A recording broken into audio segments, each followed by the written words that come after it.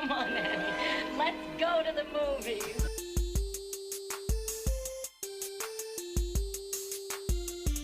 This is the Cinereelists episode 607. My name is Kyle. My name is James. And my name is Zach. And we're here to talk movies, movie lists, and movie obsession for the next hour or so.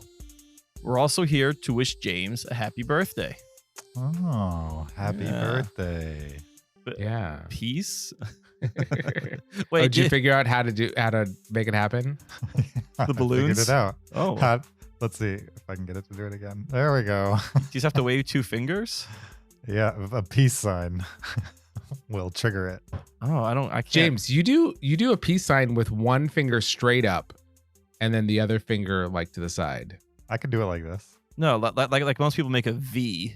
Yeah, you don't make It's a a V. V. You do, but that's not what you were doing at all. You were doing one finger straight up and then the other one to the side. It was Okay. interesting. James, The only put your thing, hand. I was just trying to get it against the background where it could see what it was.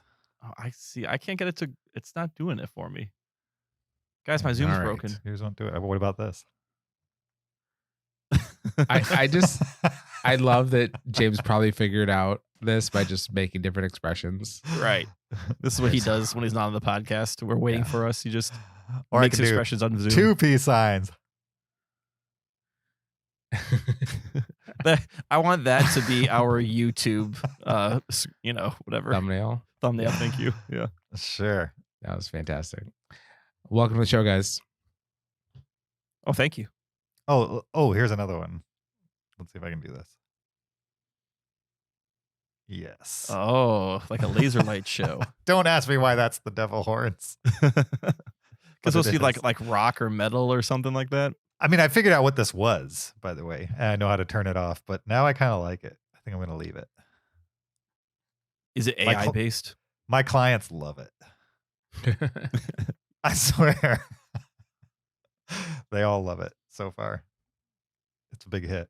No, this is like whatever the latest version of Mac OS X is, automatically updated this feature and turned it on, which is lovely. I'm glad I'm not a lawyer or something where people would care if confetti or balloons suddenly came across my screen.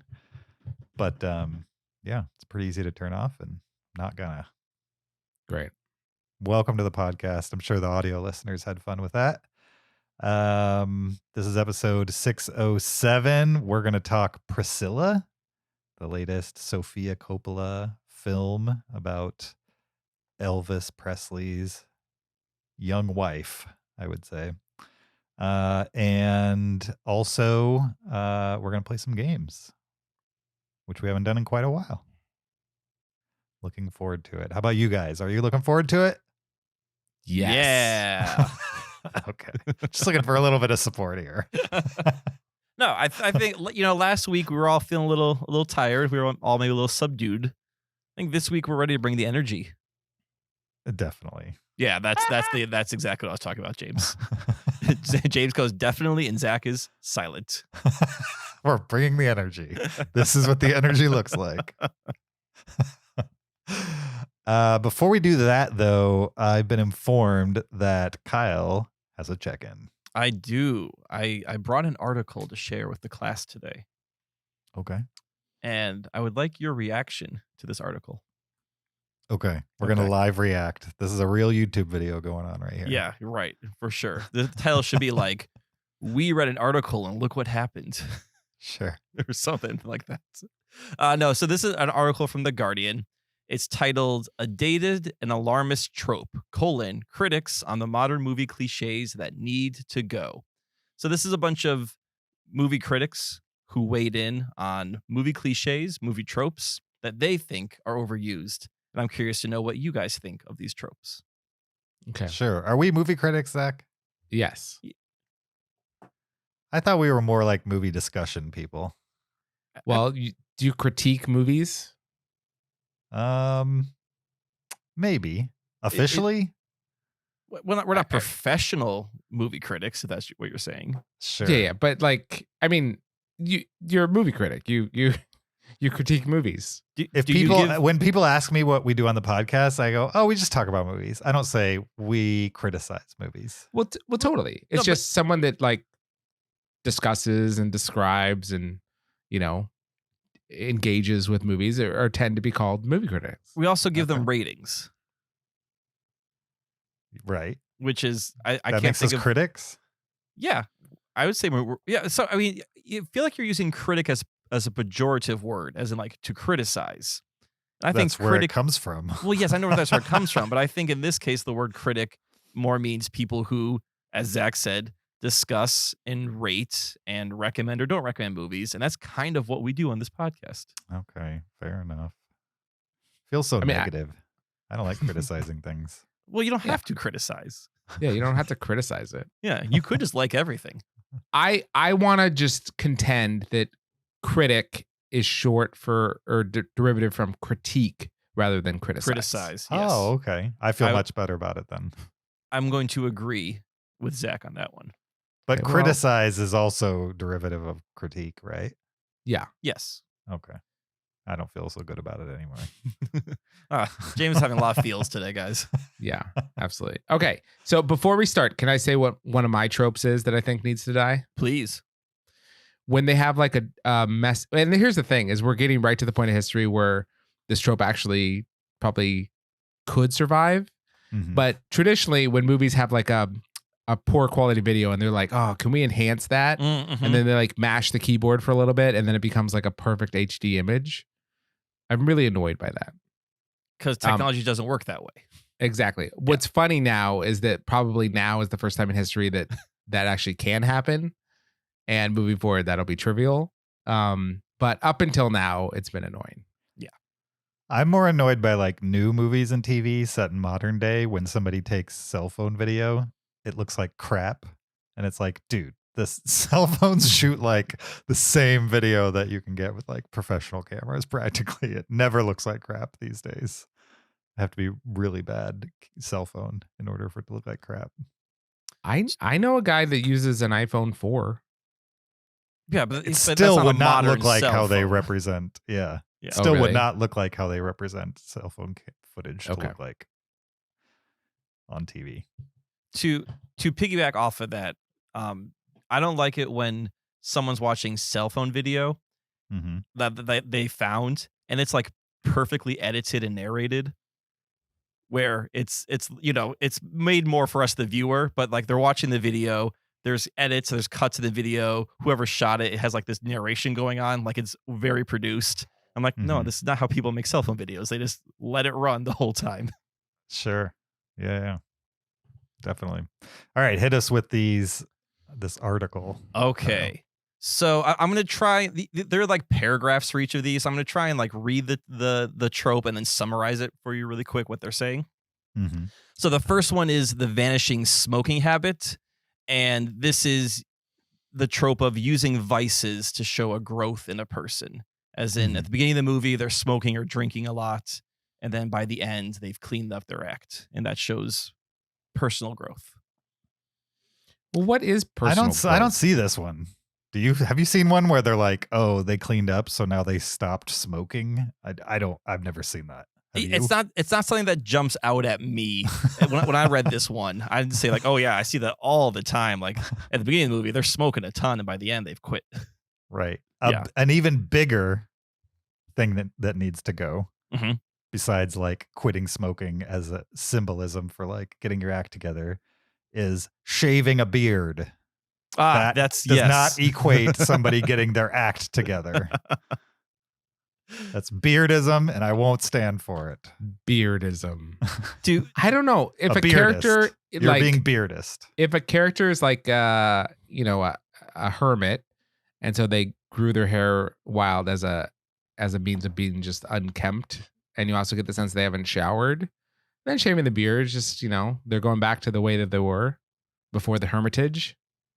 no, but I don't think that doesn't bother you, James. Correct? It's not just like you don't get bothered in Castaway when Tom Hanks has a long beard because he's been on an island for 4 years. No, but he's not getting his act together. Right. He was literally on an island where he couldn't shave. Yes, If he would have preferred to have shaved and now he can, then fine, shave. But he's not getting his act together. Yeah, you don't like the equation of a beard means you're at the low point in your life. Right. Yes, That's okay. bull crap. Well, you have hate very that. strong opinions on beards, obviously. So, Everybody should. all right, here's the next one. They call this one selfie shorthand, and this is having characters take selfies as a way to show that they are vacuous young people. Vacuous. Thank you. Yes. Chiwetel Ejiofor. Is that I don't know if that's a movie trope I've seen a ton. I don't think I've seen that one either.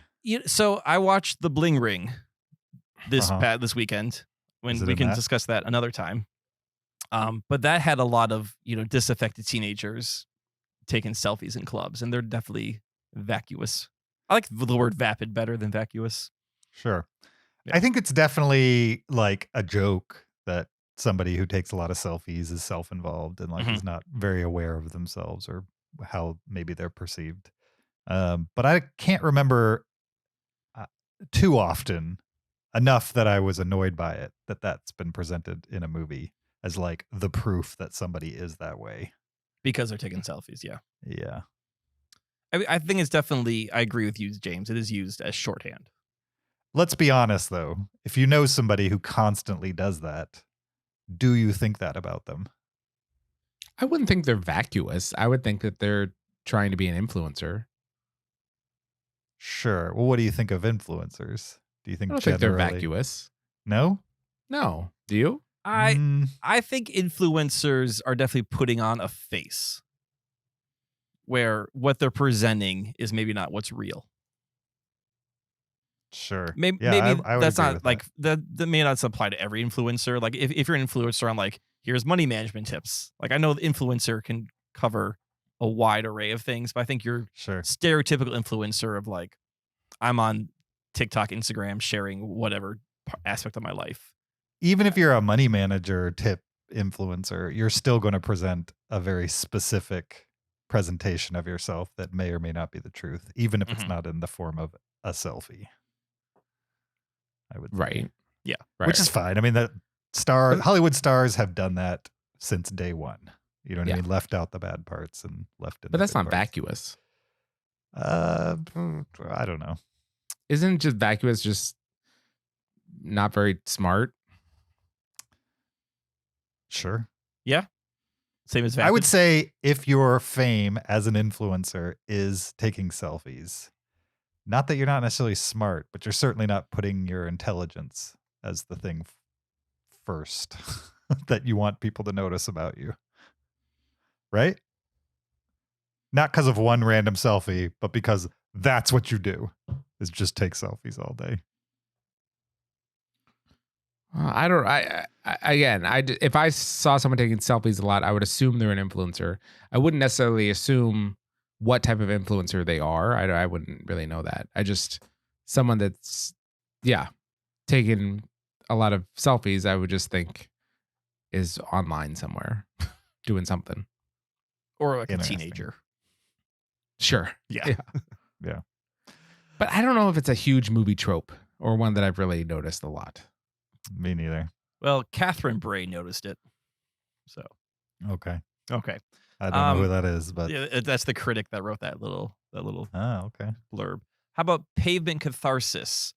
The idea of, getting your emotional catharsis out through running or on the streets. They point specifically to a scene in Frances Ha, which I haven't seen, where Greta Gerwig dances through Manhattan, and also The Worst Person in the World, where the main character like takes a run through Oslo when everything's frozen in time.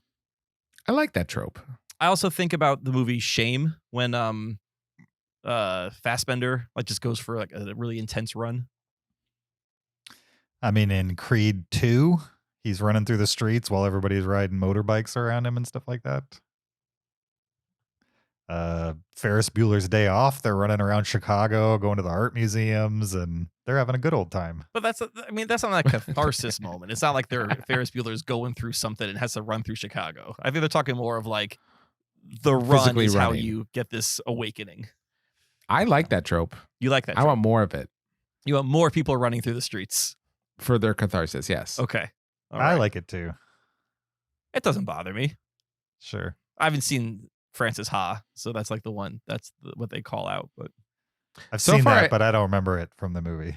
So far, I assume that this article writer is like a smoker that can't run, because they're out of breath. And hates selfie takers. Yeah. No, loves selfies. Like takes a lot of selfies. well, so I'll tell you each one of these. Well, not each one of these is written by a different critic. Mhm. Okay. So it's not all one person with these. They maybe the article writer pulled their friends and said, "Hey, write on in." I can't wait So- for Roger Ebert's part. Who? Roger Ebert. Well, I know who Roger Ebert is. How does he play into this? He's a critic. Maybe he contributed to the article. He's very dead. Oh, this is a new article. Yeah, yeah. Let's see. This next one's from Gene Siskel, and he says, I right, hate it when people bring blankets to the thing. That's actually my online pen name as a movie critic is Gene Siskel. That'd be a good one. This one is titled Droning On, and it's the use of overhead drone shots. And Yeah. specifically in very mundane ways. Yeah, that could die. Okay. No, disagree. Drone shots have revolutionized filmmaking, and I think they're a net benefit. Well, But mundane drone shots. they're not saying what's the that use doing of for you? drones. They're saying like, a drone following a car through the woods or Yeah. Yeah. Movies that couldn't afford that in the past now can, and I think generally that's a positive. yeah, and I don't think this is a new thing because we've had helicopters before drones. They're expensive though. Drones are like nothing compared to No. renting a helicopter. No, but what I'm saying is it's not like because of the invention of drones, now movies can do tracking shots over a car or through a city. Like that's been in filmmaking for a long time. West Side Story opens with a bunch of like overhead shots of Manhattan. The Shining is a helicopter shot of a car driving through the mountains. Right, but So- the reason why you're seeing it all the time now is because drones exist and 'Cause you it's can get cheaper is that what you're shot saying. Yeah. cheaper. Back in the day, the only people that could afford those shots are people with big budgets. And that's not true anymore, which is why you see it a lot more. I'm fine with it. I like it. This I want a is, whole movie filmed in drone shots. They have those. This is one of them that I agree with. No more mundane drone shots. The more mundane, the better. That's my opinion. I don't like when it's a very obvious drone shot pull away where like the camera starts really close to the character's face or like a group of characters and then it spends the next 30 seconds pulling back if they're on a cliff or something. Because then I know it was just, okay, someone got their drone out and just backed it up. And for me, it takes me out of the movie, even though I know what a helicopter shot looks like. For whatever reason, a drone shot just looks way faker than a helicopter shot in that sense. I've seen shots recently where I can't tell whether they used a crane or a drone. And I was impressed. What do you think about we didn't really talk about this, the last shot of Killers of a Flower Moon, where it's the Native American ceremony. That and was it's pulling up? probably a drone. Probably, yeah. Most likely a drone for that. It was like too still to not be a drone and too tall to be a crane. Well, Maybe. I mean, if it was a drone, I'm sure they have stabilizing technology where they can make it seem still. You're saying they shot that with a helicopter and then No, I'm saying stabilized that they it? use a drone and they can stabilize. You don't the even have to image. stabilize. Drones themselves get a shot that's Oh, pretty you, stabilized. You said too stable for a drone. Oh, sorry. I meant Okay. like too stable for a helicopter. I gotcha. Okay, My bad. that's all right. I misspoke. Okay. How about the nerd supremacy? And this is putting nerds as the main characters. And they're talking like Social Network and Tony Stark and Scott Pilgrim versus the World. Tony Stark's a nerd. I don't think so. He's like the richest guy in the Marvel universe, and like women love him and people love him. That's not a nerd. He's a technology nerd.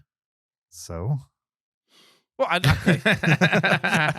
you know what? You should take this up with not with me. You could just Rebecca Lou. Email her at the plus, Guardian. who's watching The Social Network and is like, man, that's a cool guy. I'm glad they put him up on a pedestal in this movie, The Social Network, where they portray him as a huge a-hole for 2 hours. Yeah, You know what I mean? She does say, like, she refers to Jesse Eisenberg's Mark Zuckerberg as the cool smart guy. I mean, that I got a But- totally different impression watching that Yeah, movie than she did. I agree with you on that one. I think The Social Network is a bad example of this. What I think- exactly is the trope? The trope is, let's see, in the early 2000s, the nerd was the pitiable figure, excuse me. But by the 2010s, I'm just trying to paraphrase. This critic nerds were watched in The lead. Social Network and felt pity for Mark Zuckerberg. Yeah, No. apparently. No, they're saying that they were pitiable Before but the social network. now they're in the lead. Just in the lead? Yes, That- like they're the lead of the, The movie? lead of movies, yeah. I don't think this is a very well explained one in this article. Okay. Yeah, I don't like this Yeah. one. Okay, we can all say that we disagree with this one. I need more better. I don't understand it. examples. I don't know if I agree with it or not. Okay. Yeah.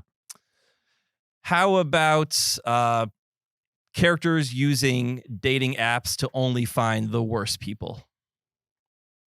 Is that a thing in movies? Yeah, that's another one that I don't recognize, but that would annoy me. Yeah. Right. Like the idea of, someone's going through a breakup and they go to the dating app and it's all freaks. And then they finally find someone. Never seen a who movie where normal- that happened. I don't know if that is prevalent or like an epidemic. Yeah. Sounds they like don't, somebody doesn't like dating apps or doesn't like, I don't know. they what don't movies even do give they like a watch? movie example. Right. 'cause I So don't maybe think this it person happened. just doesn't like dating apps. Maybe this person got their wish. Yeah. The trope died. Yeah. Okay, here's a good one. Oh, The great. surprise car crash. The character's driving down Oh. the side of the road and all of a sudden they get T-boned out of nowhere. Yeah, having a mundane conversation Yep. and then the bus hits them. Yeah, exactly. Yeah, it's been done enough and well enough. I'm okay if it is done now. Yes. Yes. We I am not okay with it because Whiplash. It's amazing in Whiplash, and that wasn't that long ago. And maybe there's another movie that would also be great that needs to have that scene in it, and I'm okay with it. I think we could do with more. On the off chance we might get a movie as good as Whiplash. Whiplash was 9 years ago. Yeah. Okay, Not I'm that just long saying, ago. like, that's longer than it probably is longer than you think it was ago. I don't think so. The way I think of tropes, like if they need to die or not, is Yeah. if every movie had this, would it start to like ruin movies and get annoying, or would it be fine? It would bother me at all. Mhm. So like the trope of the hero winning in the end, or like conquering his fear, I'm fine with that. If every movie had the hero conquering his fear, I'm okay with that. But if every movie had a surprise car accident, like that would get so old. It would be so annoying. I think that'd be funny though, like to figure out you're making a movie. Okay, now where's the surprise car accident? How do I fit it They're in? like, this is about Gandhi. Like, it doesn't matter. he needs to get in a car accident to become the leader. Yeah. All right, I got one last one. Quirky text messages, specifically text message bubbles on screen. No, I like those. I think it was creative when I first saw it. Probably, like I remember Jane the Virgin, a TV show that did it pretty well. And then it's at this point, if it's just like two characters texting, like what was that movie we watched with Reese Witherspoon and Ashton Kutcher? You forgot already. Remember, it was a rom-com. You and Me, or You and Only Me, or You'll never get me. no. Remember that they're like long distance dating, kind of. Oh, I know what you're talking about. Yeah, I don't I think I just was on don't that know. show. You were on it. It's very forgettable. I don't movie. think I was on that episode. Who Anyway, is she dating again? I don't remember. I think it was Ashton Kutcher. Like she's like a hippie mom in California, and he's like the, Your Place or Mine. Your Place or Mine. There we go. Okay. So that was a movie where like those characters are constantly communicating. It was just watching text bubbles on the screen. I'm fine with that going for sure. I remember in The Shallows, remember there's like 5 minutes of her texting her sister at the beginning of The Shallows. Meanwhile, she's in Mexico, like at a remote beach where it's impossible she has cell reception. And yet she's like sending videos back and forth over text. And I think, yeah, that was when I coined the term text exploitation. Oh, movies with coined excessive texting. And so, yes, we need to ban text exploitation films. Wait a minute. This is author James Brill. I coined it. I'm fine with it. Texting is a big part of people's lives, and you got to show it somehow. Yeah. Have fun with it. It's same with like, what do you guys think of unique subtitling? That can go. Wait, what do you mean? Like, That's Like sometimes the subtitles will like reflect the mood or tenor of the person talking. like in the Fast and the Furious when a little fire comes across the screen and that's the subtitle of the character that doesn't speak English. It's like the fire shows the text across the screen. You've seen this. Wait, you're When talking they stylize the text. like John Wick when they say like Baba Yaga and it's like it's a different sort of font or whatever. I got you saying. Right. Okay. I thought you were just watching movies with subtitles and they're stylized. And like, am I missing something? I like it. It's when they make it like a visual part of the film. I think that's cool. I'm against it. You just want block text. But I don't care as much as the beard thing. I'm not going to die on this hill. It doesn't James, happen often enough. What about when shaving a beard or just shaving stubble is like a romantic moment in a movie? Do you like that or not like what that? What movies are you watching where they're like, you know what, baby? I want to show you how romantic I am. I'm going to shave my stubble. No, like no, in the movie, the partner shaves the stubble. Yeah, the partner shaves it. The partner What movie is this? I've like never seen a movie- movie where partners I've shave seen each other's several movies stubble. where this happens, but Phenomenon is one of them where the girl shaves John Travolta's face and it's like a romantic moment. Is she using like one of the old timey straight razors? Yeah, probably. Okay. What do you think about that, James? What do I think about that? I think I've never thought about that. Right. Now's the time. So this is a hot take It session. does, as long as it's not symbolic. Do you hate it? Are you bothered? I'm not bothered by anything unless they make it symbolic of the person getting their act together. People can shave all they want in movies. I don't care. As long as you don't make it symbolic of them getting their act together. What if they are getting their act together and part of that is shaving? Then the filmmaker has made that conscious decision to make shaving part of getting their act together. So I don't like it. No. But what if that character like that is part of them getting their act together? Yeah. No. Wait. Are you saying it couldn't be part of a character's? I'm saying I don't like it. Why not? Because it's a trope. Okay. All right. I generally will be against tropes, and especially when people are misrepresenting why people may have a beard. Well, you can't be against tropes. There's lots of movie tropes that you like. You're just maybe like against. What? I don't What do I know. like? Like a trope is just is something that's is shorthand in a movie. Name one Like- that I like. Do you like montages? Hate them. Do you like dislike 'em. editing? No. Okay, like those are all tropes. No, like fast cut editing might be a trope, but editing in general, every movie has that. I for the know. most part. Not, Maybe there's I- one or two that go don't, like but pre Battleship Potemkin. You're not gonna see a ton of editing in those movies.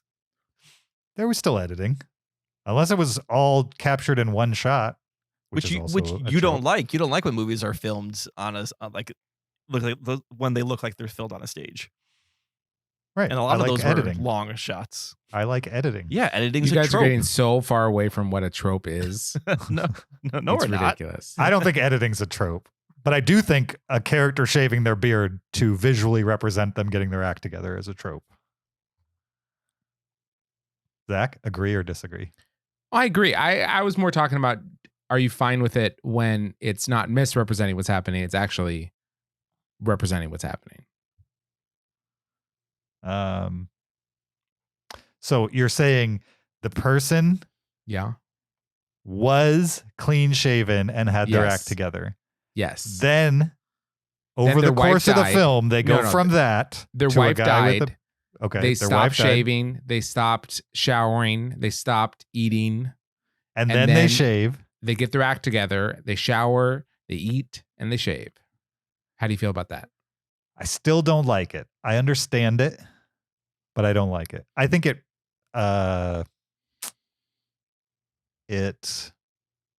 props up a negative stereotype against people with beards, because most people don't grow beards because they're depressed. Like, that's a negative stereotype.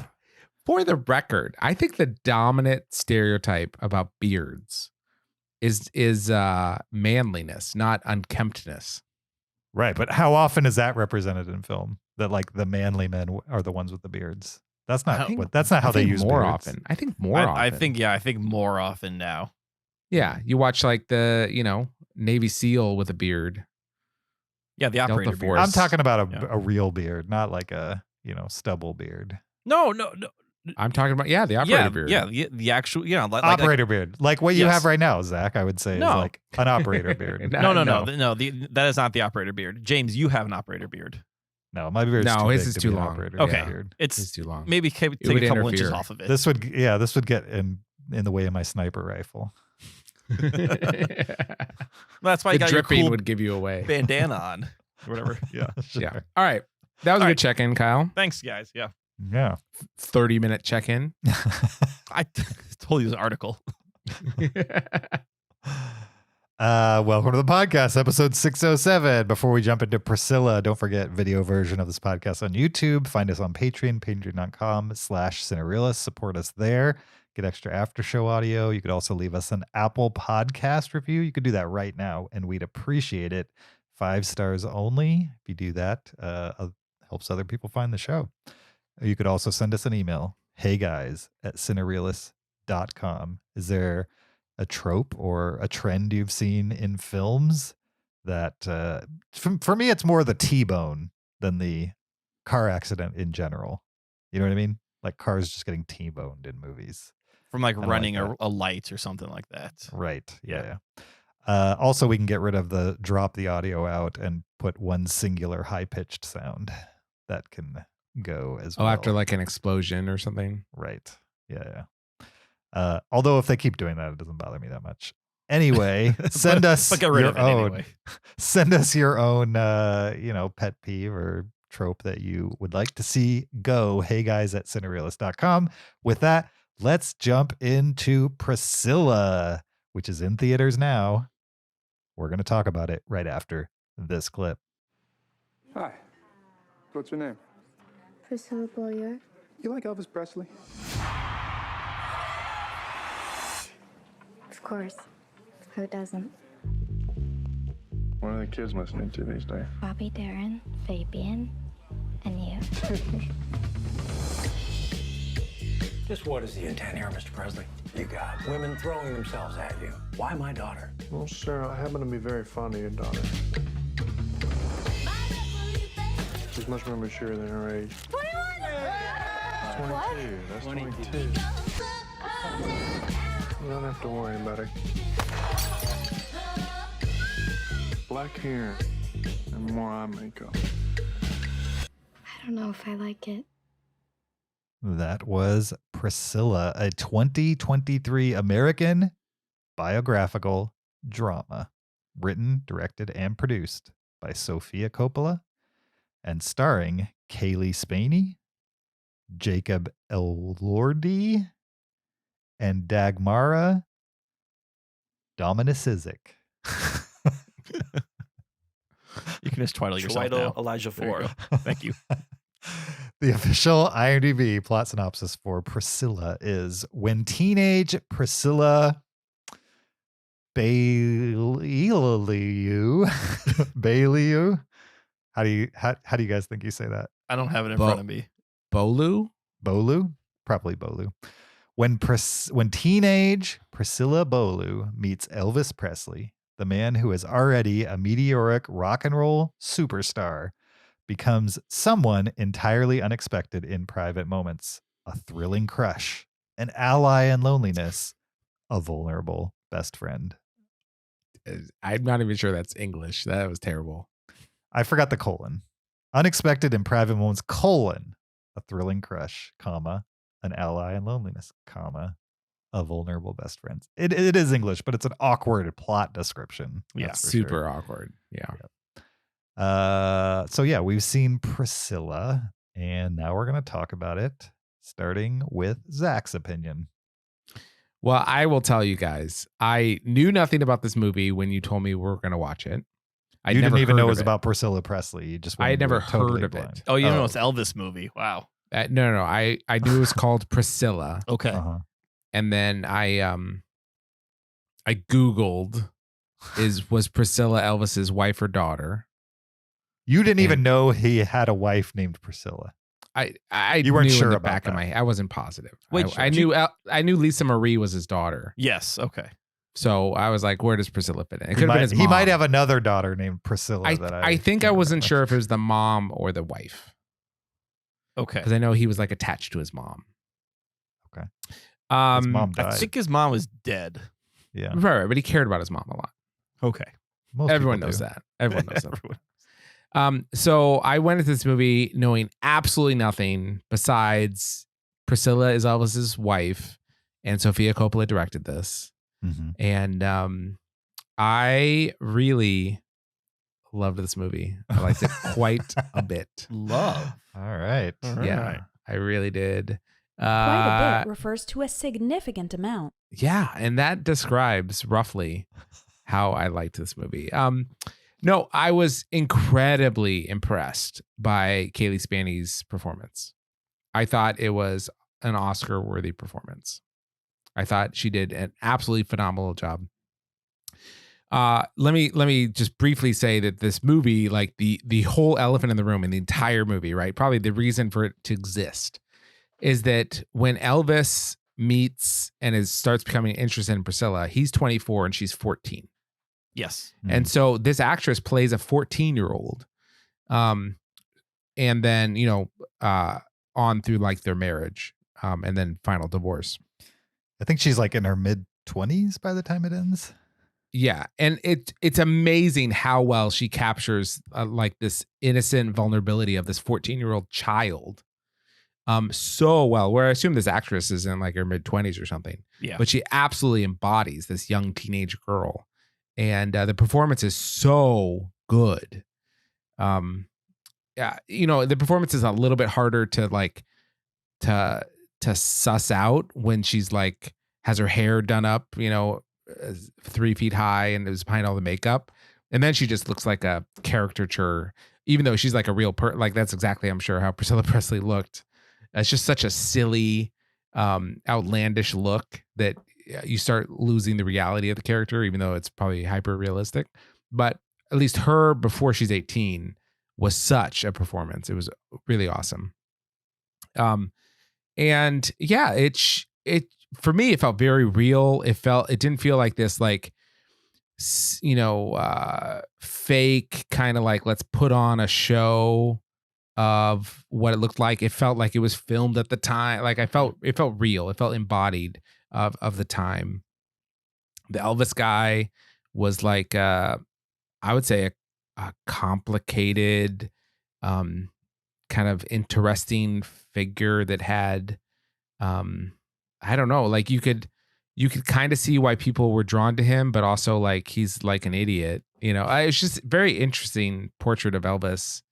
Yeah, I like this movie pretty much from start to finish. I really enjoyed it. Kyle, what'd you think? I liked this movie too. Yeah, I was definitely interested the entire time. Never bored. I agree with you on the performances. I'm nothing to repeat there. I felt like I'd seen Kaylee Spaney in something before, but I looked at her credits. And the only thing that she was in that I've seen is Pacific Rim Uprising. I don't remember her standing out in that. So I think she just has maybe a recognizable face. What I found interesting of this movie, and you kind of touch on this, Zach, is just the presentation. where it almost feels like a documentary, where things are just kind of presented as is, where you're experiencing this whole movie is through her eyes. I think Priscilla is in every single scene. There's never a scene of characters talking where she is not involved in that scene whatsoever. And this is based on Priscilla Presley's memoir about her life, like relationship with Elvis. So you're seeing this entire relationship through her eyes, and the movie is kind of just presented as is. Like, it definitely has a point of view on the relationship, but there's never a time where she's like talking to a best friend and being like, oh, Elvis, he gets this way sometimes, but I know he really loves me. Like, the movie's not explaining things to you about the relationship. It's just kind of presenting of, here's how they interacted, and it's kind of up to you as the viewer to decide, like, is this an okay way for a couple to react, or for a man to be dating a teenage girl?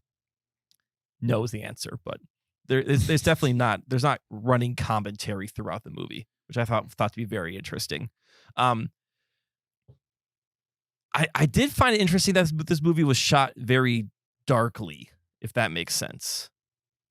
Like, even when they were outside, it just seemed like there was this darkness over the entire movie. And I don't know if you guys noticed that too, or if that, like what choice Sophia Coppola was trying to make, if she was just trying to like have this sort of doom cloud hanging over it. But I found the movie to be just very physically dark to look at. I didn't think it was dark. I thought it was like enclosed. Maybe that's like okay. She's kind of captured, yes, by other people through most of the movie. Yeah. Okay, maybe enclosed is a good way of saying it, because she is very much a prisoner at times. Right. And there's a couple moments where you can see her out in the open, and like things are said to her to not be that way. Mm-hmm. But I can imagine that the Elvis Presley estate is not very happy with this movie, because Elvis definitely is not portrayed as a great person, as a great husband, and a lot of his flaws are on display in this movie, and maybe things that aren't really talked about of his personality, but that obviously Priscilla Presley herself remembers or experienced. Yeah, because she was an executive producer on this, and it's based off of her biography. Exactly, yeah. And she saw this movie and then told the main actress, like, yep, that's pretty much how I felt. Yeah. And I do remember reading that Lisa Marie, before she passed away, she did see the movie and was less pleased with it. Right. Possibly because it maybe was about a part of her father she either didn't know about or didn't want to know about. Interesting. Somehow I've seen 8 projects Kaylee Spaney has been in. Yeah. Really? Vice. She was in that movie Vice. Okay. She was in what's this movie? Bad Times at the El Royale. She was in Mara of Easttown, which was an HBO miniseries. Pacific Rim Uprising, On the Basis of Sex, which is the Ruth Bader Ginsburg bio. She was in Devs, which if you haven't seen Devs, Kyle, you need to watch Devs. That's okay. Who does she? That's maybe where I saw her. She's one of the hackers in Devs. Okay. That's probably where I recognize her from then. Mm-hmm. Okay. Yeah, and then that's great. Most recently, I watched How It Ends, which was pretty good. She's in that.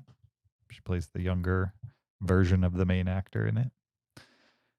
Anyway, I will echo you guys. Like, I think there's definitely 2 things this movie has going for it. One, Sophia Coppola's ability to tell a story without having to rely on specific plot beats. Like, she can just kind of give you the vibe of something, and that is entertaining enough the way she presents it. And so you're not watching it waiting for her to have a child.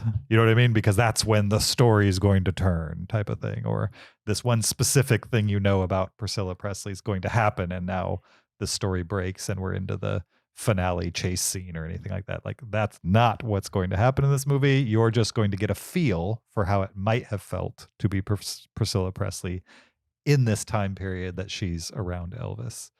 And she's really good at vibe movies. Probably the best example is Somewhere, which is a movie where almost nothing happens, and yet it's riveting. And this movie kind of gave me feeling, there more happens in this, but it gave me kind of the same feeling where I'm just kind of like, nothing, I can feel right now, like nothing of huge importance is going to happen at the end of every scene, and it's going to be okay. Mm-hmm. And then that's one side of the movie that I thought was really well done. And then the other side is this incredible performance from Spaney, who just kind of, I don't know what a good performance of Priscilla Presley looks like, because I don't know enough about her or have seen enough footage of her or even heard her talk once, I don't think, in my entire life. And so I don't know what a good or a bad version of this is. All I know is the person they presented in this film, it was clear that, I mean, I hate using this word because people have used it as a weapon, but I mean, she was groomed, right? That's the way this movie presents it, is like he was attracted to a young person he thought he could control. He looped her in, had the power and influence to do that, and then trained her to be the woman who never spoke up, essentially. And at some point, she got pushed to the edge and quietly left. At least that's how the movie presents it. And not knowing the actual history, I'm going to assume that this was the truth, especially since it was based on her biography. But yeah, that's what they presented, and in combination of Sophia Coppola's style and Kaylee Spaney's performance, I can't think of a better version of this. Those are the parts that made me bristle, was when he would say things to her, or he said something, Elvis would say something to the father, Priscilla's father, something like, "Oh, she's wiser than her age." Mm-hmm. And and they just kind of use this like groomer language throughout the movie. Sure. And then like even she says to her mom when she wants to go back out to the ranch, like, "Oh, he needs me. Like he trusts me. He needs me to be out there."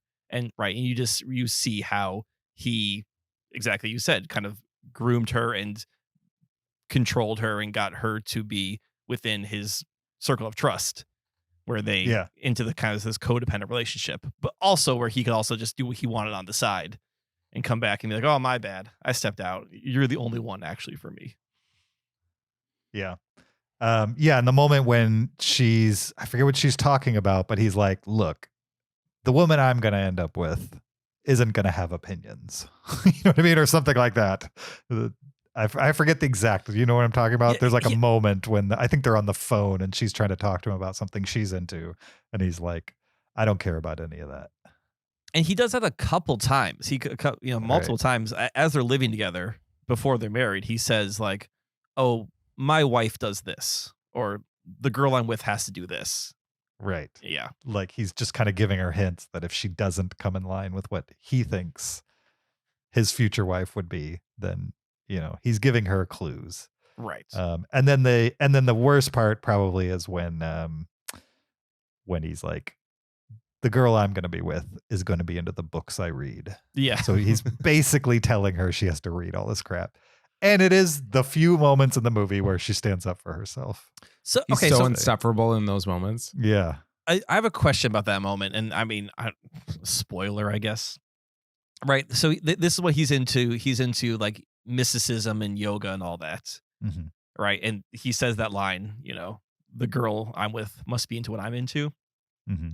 And then the next scene, he gets a call from the colonel. And the colonel's, we never hear his voice, but it sounds like the colonel essentially says like, "Hey, give up this whole Eastern mysticism stuff."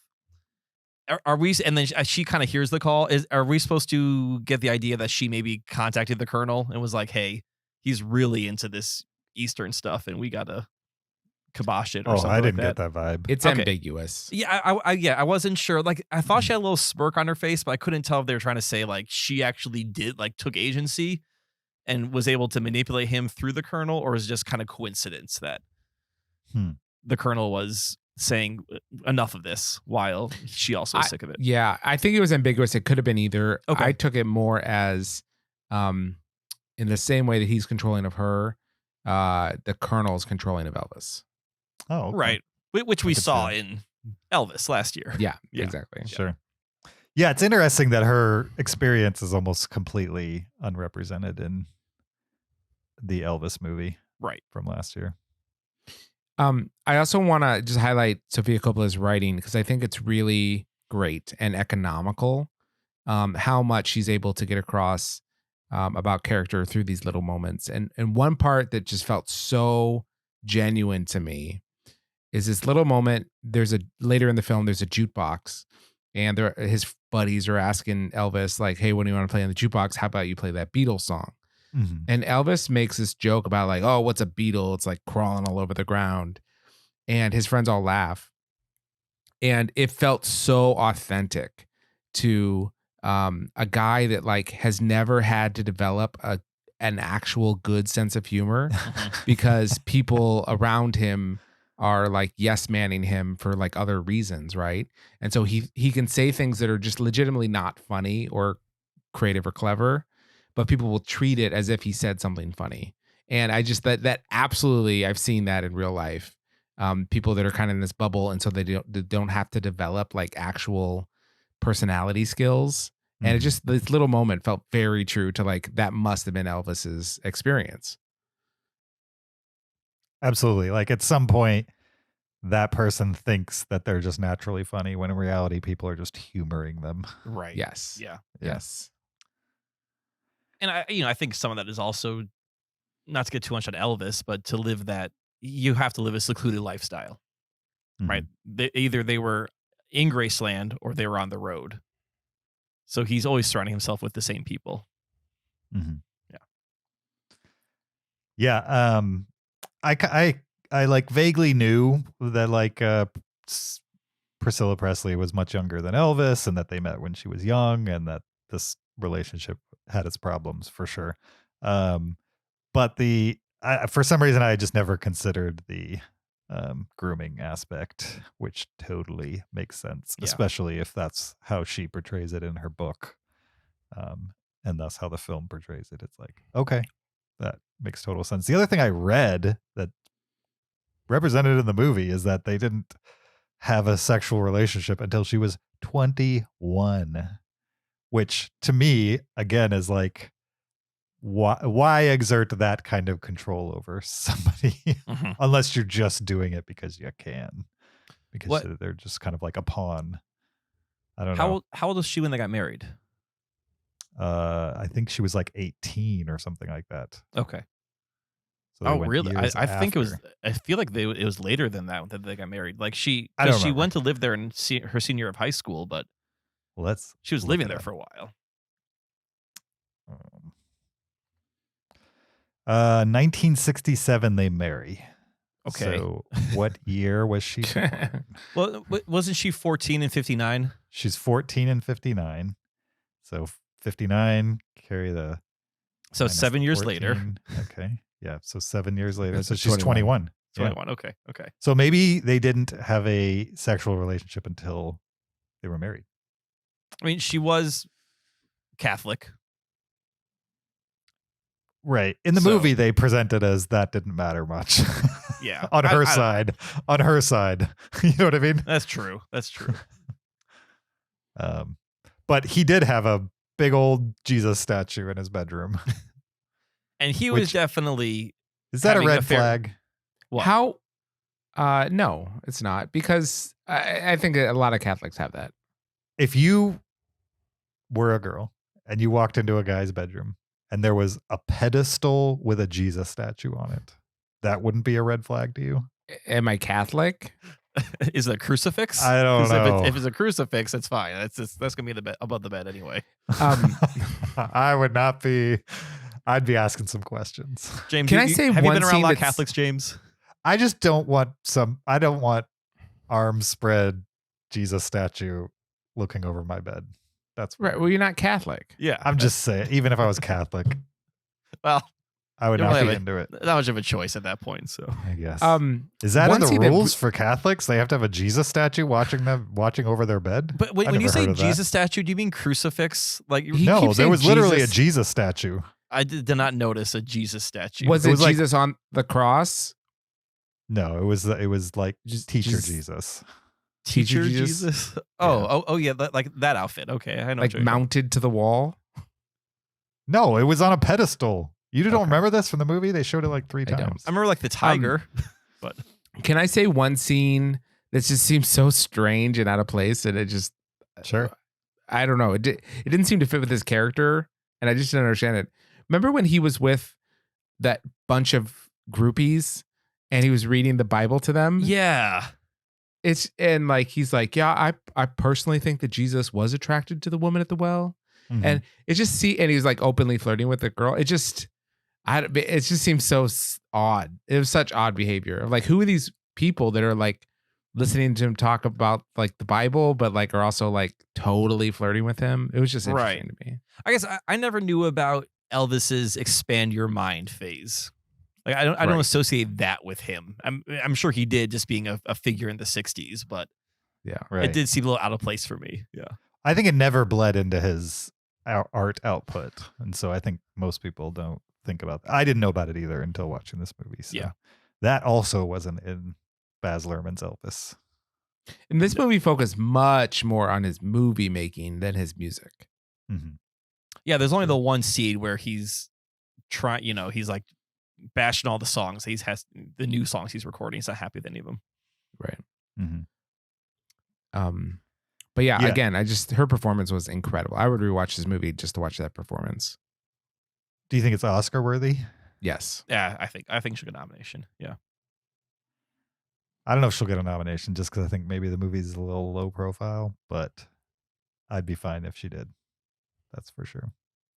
I also did not expect a Dan Deacon song to drop into the middle of this movie. That was wild to me. The like techno song that's like right in the middle. Oh, yeah, because Do you remember that? most of the music was period specific. And then Most there's of it, but not all one of it. anachronistic. Yeah, that was anachronistic for me. Yeah, it was a little odd. Right. I mean, I love that song. So to have it show up in the middle of this Elvis related thing was like a little weird for me, although I dug it in the end because I was like, okay, you forget that this is the same person that made Marie Antoinette, which is like punk music set to the story of Marie Antoinette. So it worked for me in the end. I also did not miss the Elvis music because personally, I think most Elvis music is hokey as hell. And so I liked that they picked things that were like actually good songs from the time period and like plugged those in here and there. It is funny how hokey Elvis is, Very especially like hokey. as he like gets older. Well, Yeah. yeah. Do you think like his early stuff is hokey? I mean, it's kind of like old time rock and roll, but that was just sort of Jailhouse the Rock. genre. Yeah, it's pretty hokey. But or all Hound the- Dog. Especially if you see him while he's singing it, it's very hokey. Okay. Kyle, that was music that like teenagers liked at the time and like children listen to these days. You know what I mean? Like they're practically Schoolhouse Rock songs. Ain't Nothing But a Hound Dog and stuff like that. That's like I think it was more than just children listening to Hound Dog. He was a huge back then. I star. agree, but by today's standards, that is hokey as Well, yeah, because music has evolved. Like I'm trying to get myself in the mental frame of like, all right, it's 1959, it's 1955, and I'm hearing this. music has evolved. Are you saying everybody was hokey in that time period? I would say, I don't know. I think if you think like old timey rock and roll sound is hokey, then you're gonna associate that with Buddy Holly and with all those artists. Buddy Holly has some hokey songs, but he also has some songs that have absolutely stood the test of time. Like House of the Rising Sun. You know, there's lots of music from that time period that is not as cheesy as Elvis songs. Buddy Holly did House of the Rising Sun. No, I'm just naming songs that are from that time period. No, that's the Animals. That's like a decade later was House of the Rising Sun. Buddy Holly was like early 50s. Yeah. okay. My point is, not everybody was singing Hound Dog at the time, Okay. right? I don't know. The nuns were into Elvis. So I think Jay, everyone was singing it. I'm not saying I people weren't definitely- into it. I'm saying Yeah. there were other artists releasing music that was not as hokey as Elvis. Maybe it wasn't as popular, but it was being released at the time. Okay. I get what you're saying. I I think a lot of part is hokiness, like what's cool and becomes hokey over time. Yeah. Like usually. For the record, I'm not against him being hokey. I just don't need to hear a 2-hour movie about him being, singing songs that I don't care for anyway. Well, like, like in the Elvis movie from last year or the year before, or I forget, last year probably. Sure. He did an incredible impersonation of Elvis's like hip swinging kind of thing. And it's accurate, but it's so cringy. I mean, right, seeing someone do that is cringy because it's really hokey now. Like it's not like gonna cause women now to scream. It's cringeworthy, I think now. Sure. But back then I totally get it. Yeah. And I was Do you fine disagree with with it that, Kyle? in that movie because you're watching the guy perform Yeah. the thing. He should be performing the actual song. But in this case, they didn't have to do that. And I think it worked without doing it. I was I'll fine with agree that Elvis's music as he aged in his career got worse. Like Love Me Tender and like In the Ghetto, all that stuff. Not a fan of what he was doing in like the late 60s and the 70s. The Cape. Yeah, the Cape stuff. Yeah. But Sure. that was all the showmanship at that point. So that was just Elvis the personality. Yeah, and some of those old songs, Jailhouse Rock and Hound Dog, and there's probably 10 others. I don't really have a problem with those songs. They are what they are, which is disposable pop goofiness. This movie made me feel really sad Mhm. for Lisa Marie Presley, like I guess repeating the mistakes of her mom, like because didn't she marry Michael Jackson? Yep, briefly. Yeah, it's just like, well, that's just so sad to me to think through because he had his own string of issues and was as famous as Elvis, and it just seems like sad. Yeah. Yeah, and I mean, she didn't stay with him near as long as Priscilla did, but no, but there's a music video of Michael Jackson, Lisa Marie. There's no music videos of Elvis. that's a and Priscilla. cringy music Yeah, that video. music video was cringy then and it's cringy now. Right. I'll give you that Sure. one. Also, Lisa Marie Presley kind of had her own name when she married Michael Jackson, whereas Priscilla Presley was literally a nobody. And also, the movie felt like they actively tried to make sure that Priscilla Presley did not get famous as Elvis's wife. You know what I mean? Like they did not want her to be her own entity or her own anything. It's not like he brought her up on stage and was Right. like, let's sing a duet. You know what I mean? Or anything like that. Maybe like she couldn't sing. She didn't I even don't come know. to set with him. Like she Right. just lived at Graceland. She was just the thing that was hidden away for him to Oh. play with when he came home. Yeah, he said something. Yeah, that's right. Early, she wants to like get a part-time job. Mhm. And he says something like, "Oh, you have to choose either career or me. I need my woman to be ready when I'm ready," or something like that. It's like ready for Right. me when I need her. Yeah. Yep. Yeah. That Baz Luhrmann, he left a lot out. Yeah, I mean, I think I wonder as- if sorry. as Zach said, Elvis was a very complicated figure. Right. Sure. And he also had his own issue of how he was being controlled.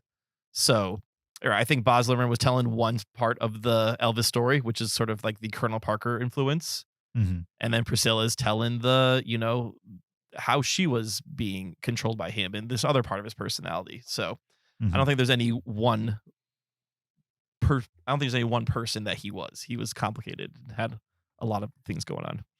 Sure. It would be hard to corroborate the pillow story, but the chair throwing story, there were other people in that room. Oh yeah. I wonder if anybody has corroborated that.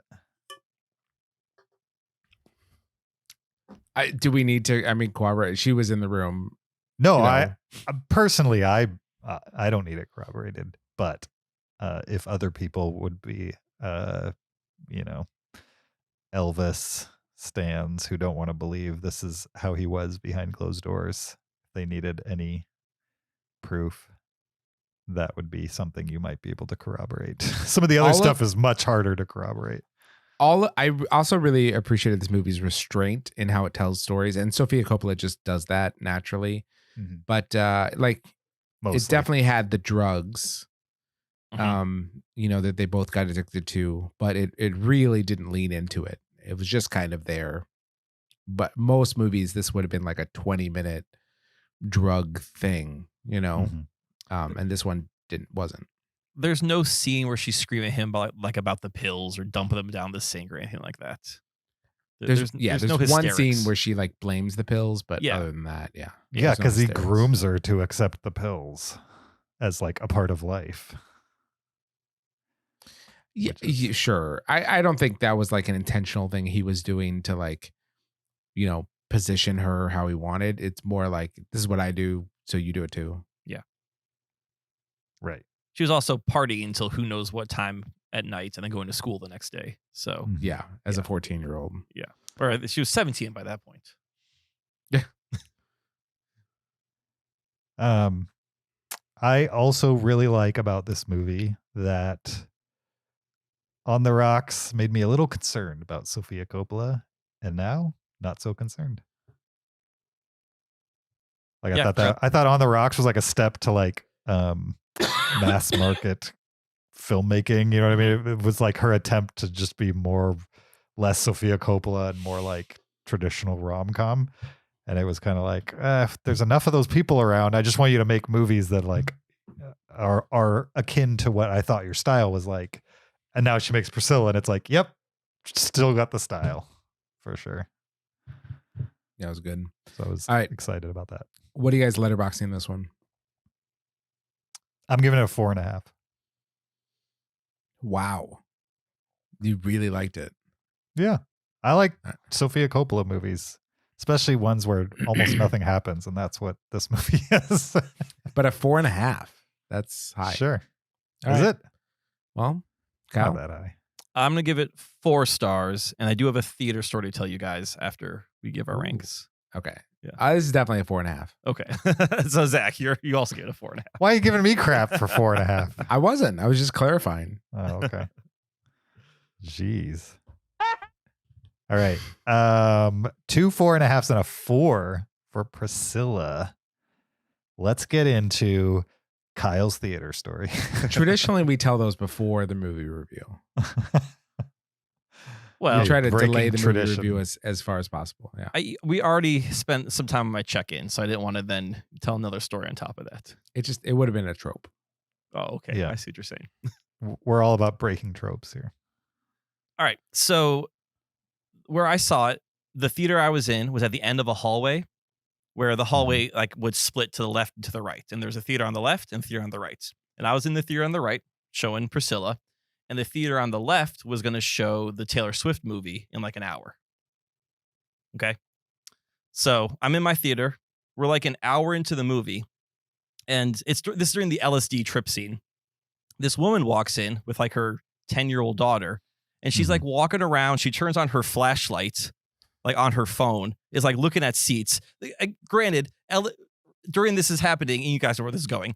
Priscilla and Elvis are tripping on LSD and like stroking a ceramic tiger, right? And she's just like looking around, looking at the seats. She's like holding her like flashlight up, like shining on us. And I was just like, flashlight, like I was like, dude. And eventually, she's like looking for her seats, and then she kind of says to me, "Is this for Taylor Swift?"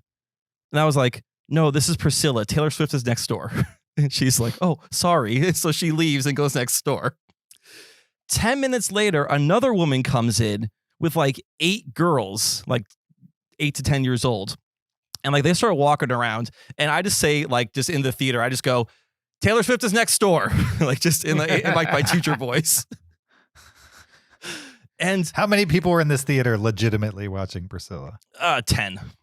Okay. Yeah, 10. And like people were kind of giggling after the first woman came in and then left. So I felt like I felt okay making a Taylor Swift joke, and this theater would be okay with it because they already were kind of whispering about So this woman obliviousness. This story is kind of just you like yelling in the theater. Yeah, you're just yelling at women. No, and little girls.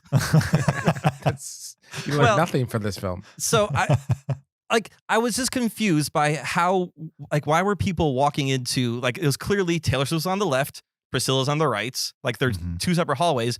Why are people like this oblivious and showing up in the wrong theater? And then I left, and I'm gonna send you guys a picture, and I saw kind of how the theater was laid out, and it made sense to me. So if you see in this picture, at the very like top of the ceiling, they say like theater. Can you just 6. hold it up to the camera? Well, I mean, sure. I don't know if that really does anything for you. I sent it on Discord. Okay. Oh yeah, for sure. So like on the top, one marquee says Taylor Swift on the left, and then on the right it says Priscilla. But if you zoom into the back of the hallway, it's on the they put the poster on the wrong side. They put the poster on the wrong side. So at first I was women like, aren't stupid. Yeah. At first I was like, God, these stupid Swifties, can't they figure out what theater to go to? But then with the poster placement, I totally understand why people were going the wrong way. Yeah. Now I also you should ask for your money back. Well, I could see going into the wrong theater, but then if you walk in and the theater's pitch black and there's a movie in progress, you think maybe something would clue you in, like maybe I'm in the wrong spot. Like I don't remember Taylor Swift and Elvis getting high on stage. It might be a trailer. You don't know. I guess so. But I mean, if at any moment that movie minutes felt left. like a trailer, it was that moment. Yeah. And the other moment that the other family came in was like during this 1970s montage. So like they were both kind of these montagey scenes that these people are walking in. So maybe I could see it. So anyway, I blame the theater for putting the poster on the wrong side. Swifties, you're cool. Did you tell them? The theater? No, I'm not going to tell You're them. just going to let the next Priscilla screening suffer through all the interruptions? I want to give someone else the power to say, Taylor Swift is next door to the theater. It's really empowering to be able to have that control in the theater. It's like yelling fire, but, legally. That's the difference between Kyle and me.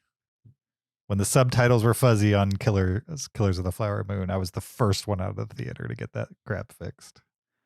Yeah, Kyle but won't even just tell them that their poster's in the wrong spot. I don't think I would want people. someone. I don't think I'd want someone yelling out Taylor Swift is next door in the middle of my movie just to like get these women out faster. Like they'll figure it out eventually with no talking. With 10 people in the theater and 8 walk in, I think Kyle did the right thing. I feel especially since it was the at second peace with group. what I did. Yes. Yeah. Yeah. Maybe not on the first group because you don't know why, but the second group. Oh yeah, no, I think he's fine. I didn't yell. I mean, when I say yell, I just mean I just used a projected voice. I wasn't like Taylor Swift's next door. I wasn't mad or anything. I just like wanted them to know. I'm not gonna whisper like across the aisle. Taylor Swift's next door. But you could theoretically, if you're in that audience, just be really into the film in that moment and kind of not notice or pay attention to the fact that people just walked into the theater. But you can't not notice or pay attention to someone yelling something out. Everyone noticed the 8 girls in sparkly dresses. Blah, blah, blah, blah, like walking everyone knew they were there. 3/4 of the way through the movie. Right. Yeah. This was a small, like this only had 5 or 6 rows to this theater. They weren't in some like huge ultra screen or anything like that. Everyone knew they were there. Everyone knew why they were there. Someone had to say you're in the wrong spot, and I just took that opportunity. Okay. I think he's in the right. Yeah. Especially for the second group. No, the first woman, again, I did say something about the flashlight because that wasn't cool, like holding your flashlight up while people were watching the movie. But then when she was like, I didn't say to her, like, you're in the wrong spot. Like, she asked me, is this Taylor Swift? I said, no, that's next door. Like, and I did that in a normal conversation voice for the proximity we were in. Kyle, what percentage of movies you watch in the theater are you saying something out loud? I feel like that's included in most of these stories, is you verbally saying something. I have no Unless problem. the poster's in the wrong spot, then he won't tell anybody about it. Right. I have no problem in a theater verbally saying something to a person who is being a rude audience member. It does not bother me. How would you feel about someone saying something to you if they perceived you as being rude for talking? Well, I don't That talk would to a never movie happen. for one thing. That would never happen. And like also, if the person behind me like talks once, I don't like snap at them. It's just like if we're 45 minutes into a movie and they're still having a conversation, yeah, I'm saying something, because at this point it's gonna keep going. Like if they didn't stop within the first 2 minutes, they're not gonna stop in the next hour. So I judge the situation, but it does not bother me to speak up during a movie. Nice. Yeah. It might just be when I go, but I observe much less bad behavior in movie theaters these days. But Same. also I'm not going on Friday or Saturday nights anymore. So I mean, I thought it'd be safe Sunday at 11 o'clock, but guess not. Yeah. AM. All those Swifties got to get in the first showing Yeah, I know. of the day. Did you see that, James? See Taylor Swift? The Eras tour? Yeah. No. Okay. I don't care. Do you? I mean, I haven't gone. It does seem like a cultural touchstone. Sure. I think for maybe not. Yeah, I don't know if I like. If you're a younger person, maybe it's a cultural touchstone. Yeah. If Like, I would, it doesn't feel like it's applicable to our generation. if tickets to Nine Inch Nails concerts were like $5,000 for good seats or whatever they're charging for her concerts, and not only that, you might not even be able to go even if you want to spend on it, and then they released a concert film, I would go to that because I'm a fan, and that's the only way I could see it. So I don't begrudge anybody who goes to see Taylor Swift in theater. It makes total sense to me. Especially like parents who don't want to bring their kids to like a concert and have all of that type of thing. Totally into it. Don't have an issue with it. And I like the idea of movie theaters surviving. And so anything they can put in a movie theater that will get people out is okay with me. Not anything, but this I'm okay with. But that doesn't mean I'm going to spend 2 hours watching it. I'm more likely to watch that Netflix thing that she put out that's less concert film and more like documentary. Have you guys heard about that? No. She put out something like a year ago, and it's like a documentary, maybe 2 years ago. I don't remember. And it's been on my watch list, but maybe I'll watch that in support of the Eras tour being a hit in theaters. In that documentary, there's a segment where she wants to, this is like in the run up to the 2020 election, and she wants to be vocal about, she wants to be vocal against Trump. And everybody on her team is like, no, don't do it. Don't do it. You're going to lose fans, blah, blah, blah, blah. And she's like, I don't care. Yeah. Like, we need to do this. And then the one guy's like, right, I'm not saying that because you'll lose fans. I'm saying that because we had to like bulletproof your car recently. Like, people are going to be after you even more than they already are. And she's like, I have a moral responsibility or obligation or something like, I forget what she says, but it's good. I kind of assumed that was PR. I mean, it is in a documentary that she produced and released. So, and could have easily cut that out. You thought her being anti-Trump was PR? No, I thought her including that scene where she's defending her decision to her family. Oh, sure. Yes. Was PR. For sure. She's definitely trying to have it spin a story. I haven't seen the whole documentary, so I'd have to watch the whole documentary and then decide if she's a genuine person on camera or a big old faker, as you're accusing her of being. No, I think the moment was genuine. Again, I haven't seen the movie. I assume the moment's genuine. Like, she wasn't like, okay, roll the cameras. I think that happened. But then what Zach is saying then to include that specific moment in this documentary is a narrative she's pushing. I'm probably suggesting more than what Kyle is giving me credit for. I'm probably suggesting that's what I got. They're that's like, let's have a conversation on camera about this so that, I can defend it. Which I think is super common in reality TV. Yeah. Okay. Do you think that you have that feeling because it wasn't independently filmed, edited, and released? Like, had it been like some kind of monster situation with Metallica where like an outside filmmaker filmed this thing, then took the footage home, edited it, and then released it, whether the band approved of it or not, if that was still in there in that situation, would you think differently? Yeah. So it's just the fact that like she has complete control over the end product. It's that, and it's such an important risk aversion. Like it's so necessary because she legitimately could lose half her fans. Mm-hmm. So like, I just don't know how you take like someone who's sitting on $1 billion of like, you know, potential Mm-hmm. and not like at least be thoughtful about this, you know? Oh, so but wouldn't the easy thing be to just not include it?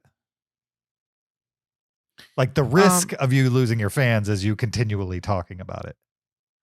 Right. Well, I think my guess is, and again, out of ignorance, Sure. is that she has been more like speaking out, like politically, Sure. and like putting her thumb on the scale in local elections and wherever she lives or whatever like that. So since that's happening anyways, including this helps like, you know, people to maybe understand her better. I mean, isn't that the point of the whole documentary? Yes. So wouldn't you include something as important as politics? No, what I'm saying is like her fans would already see her getting more political. So yes, you would include it in order to like explain that as a PR move. Gotcha. Does that make sense? It does, but like the same comment could be made for anything they decided to include in the documentary, right? No, but I'm specifically saying that moment was manufactured, would be my guess. You think they were like, hey, you know what we're missing in this? Some explanation of your political opinions that you've been voicing recently. So let's come up with a conversation that we can pretend to have. Yeah. And then splice it in. Yeah. I haven't seen the documentary, so I don't know the context. I've just seen that one clip. So I guess that would I have just be to my watch gut. it. I wouldn't be mad if it wasn't the case. Sure. And like I'm often wrong about things. That's just like if I were a betting man. It just seems like a normal reality show kind of PR thing. It's entirely possible it was that. And also, I don't think she has to do that. I think she's probably rich and famous enough that she could not do that or do that, and it wouldn't matter one way or the other. My assumption have thought about this way more than I think most people. She's kind of untouchable at this point. My assumption is that people at this level of like public awareness, like everything about their public image is so scrutinized, like so much, you know what I mean? And so I just imagine this is not just an off the cuff thing that was included, you know, it just like, it seems like everything is thought through. I mean, like literally the conversation, at least the piece that I've seen it, the discussion around it is the risk she took the first time she spoke out and how calculated that was. So I would agree with you that when you're at this level and you're making public statements, it's not like you're casually throwing it out there. You've thought it through. In theory, there are certainly exceptions to that rule, Elon Musk, where people with extremely high profiles just say whatever they want without thinking about it. But also, he has far more detractors than she does, even though maybe they're vocal in different ways about the same thing. She just does it with a team behind her and actually listens to them. And so maybe gets it out in a way where she's not losing fans en masse. Anyway, Kyle, great story. I have no opinion on Taylor Swift. I'm still disappointed in you that you didn't tell the theater staff to move their darn poster for the next screening, but you know, can't win. I mean, all. James, you have an opportunity to call this theater. No, it's not my responsibility. It's Kyle's responsibility. He was there. No, I think I'm just going to start attending every showing of Priscilla in that theater. And yelling at people as they walk in? Yeah, and the minute I see like sparkles, I was like, Taylor Swift's next door. Yep, not even going to. It's my mission to make sure people know where to go in the most You can only leave when you make possible. one of them. You can only leave when you make one of them cry. Oh, make like an 8-year-old Swiftie cry, little girl who's a fan, easy. Challenge accepted. Not that I want to make people cry though. I was gonna say that came out a little too easy. I'm just saying, like, making 8-year-olds cry is not that hard a thing to do. You do it all the time. No, I don't do it all the We time. get it. All right. Let's move on to movie games. Specifically one that we haven't played in a while. This one is called Chain Reaction. It's an oldie but goodie, an original movie game that we invented on this podcast way back in the day. I wonder when the first year we played Chain Reaction is. What do you think? Anybody have a guess? 2014. I would agree with 2014. You think 2014? You think it was that early? Yeah. This is a I do. first year game. Yeah. I do Interesting. think that. Okay. I will look it up while Kyle tells us the rules of the game. Great. I'm so glad you asked me to tell you the rules of the game because I had to re-ask what the rules were before the podcast started. Maybe Zach can help No, you out. if I you got get this. stuck. I got this. Okay. All right. So Chain Reaction is a game where we're going to go around. One of us is going to name a movie. The next person must name an actor from that movie or director, a person involved in that movie. And then the third person now must name another movie that actor, director, whatever person was involved with. And it continues. We keep The new going back people. and forth The between new person. What did you say, Zach? With the new person. With a new person, Not- yes. And we not keep the going original back person. and forth between person, new movie. movie, person, movie. Each Different person, movie. each movie must be new. If you cannot think of a person or movie, you are out, with the assumption, though, that the person who named the person or movie can then fill in the next part of the chain. So I cannot Challenger. exactly. I cannot say a very obscure movie to James and then pass it to James. And then if he can't name an actor from that movie, I must now be able to name an actor from the movie that I passed to him. Yeah. Yeah. And So, then I'm going to suggest that Yes. once someone can't think of one, and then the challenger has to name the one that they were thinking of, that stops the chain, and then the challenger thinks of a new person, or Yep. or the third person thinks of a new person. I like it. Oh yeah, the challenger lost and they get a negative point. Or one. Oh, so it's golf. And would you want the smallest amount of points? No, I'm saying the I'm talking about if the challenger can't. Oh, name it I see. I themselves. see what you're saying. Yes. Yeah. Okay. All right. The first time we played Chain Reaction on this podcast was, in fact, 2014, May 31st, 2014. Great episode. This game's a decade Reaction old Day. almost. Yeah, Chain Reaction Chain Day. Reaction Everybody Day. calls it on Twitter Chain Reaction Day. May I would 31st. love a Cinereelists holiday calendar. just make up holidays that apply to the Cinereelists for the entire year. Just- yeah. Sure. Yeah. Okay. So if you didn't understand that description, you will once we start playing. It'll make sense. I Just promise. crystal clear. All right, and I'll keep score as always. All right. I'm going to start with the name of a movie, and then Zach is going to name a person related to that movie. Okay. And the movie is La La La La Land. La La La La La Land. Nice. I'm gonna say Emma Stone. I'm going to say Birdman. And I'm going to say Michael Keaton. Batman. Batman. I'm going to say Kim Basinger. Ugh. Kim Basinger was in a lot of movies in the 90s. Yep. The question is, can I name one? I say you got about correctly? 10 seconds. 10 seconds? More than 10 seconds. This has got to be, it's got to be bam, no. bam, bam. We'll do speed round later. We're just getting the flow of it right now. So Kim how many seconds do you Basinger? want? 10 minutes? I mean, what? Yeah, what are we like talking about you here? can't Well, just I be can't even think. Kim- You guys are talking so much. Kim Basinger, Kim Basinger. Like, Sure. Was she in Sliver? I don't believe so. Was she, James? I don't know. I'll look it up though to see if I'm right. Okay. No, don't look She- her up. No, don't look it up, James. Kyle has to I have to look it up. Okay. because Wait. you. If no, What? we have to determine whether I'm wrong or right first. Yeah, if but he you looks can't it be up, the one then that- he might have an association spoiled No, for him. no, if she's not in it, then it doesn't help him come up with a challenge. But if she is in it, you might not know someone else in Sliver. So the fact that you just looked it up, you might see someone else in Sliver. Well, right. it's moot because she is not in it. Who's All in right. it? Who's Sharon Stone. Sharon Stone. That was my issue. Was like I know she's in Yeah. some of these. Was she in erotic LA 90s Confidential? That was William. Yes, Ed That's King what I Basinger should've is said. in LA Confidential. Yeah, that's what I should have said.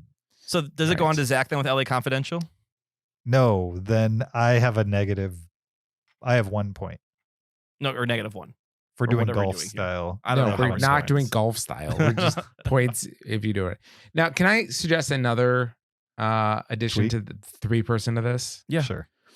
If we constantly go in the same order, let's say, I'm not pointing fingers, but let's say there's one person that's terrible at this.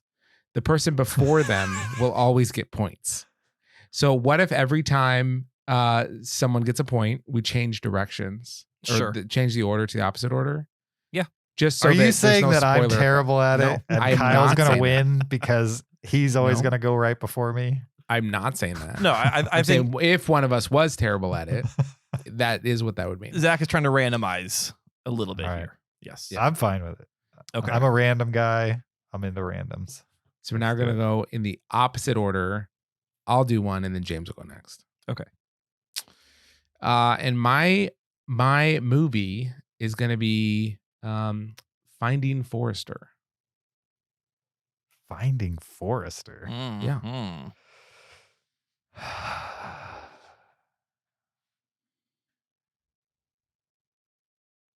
Sure. I know that movie.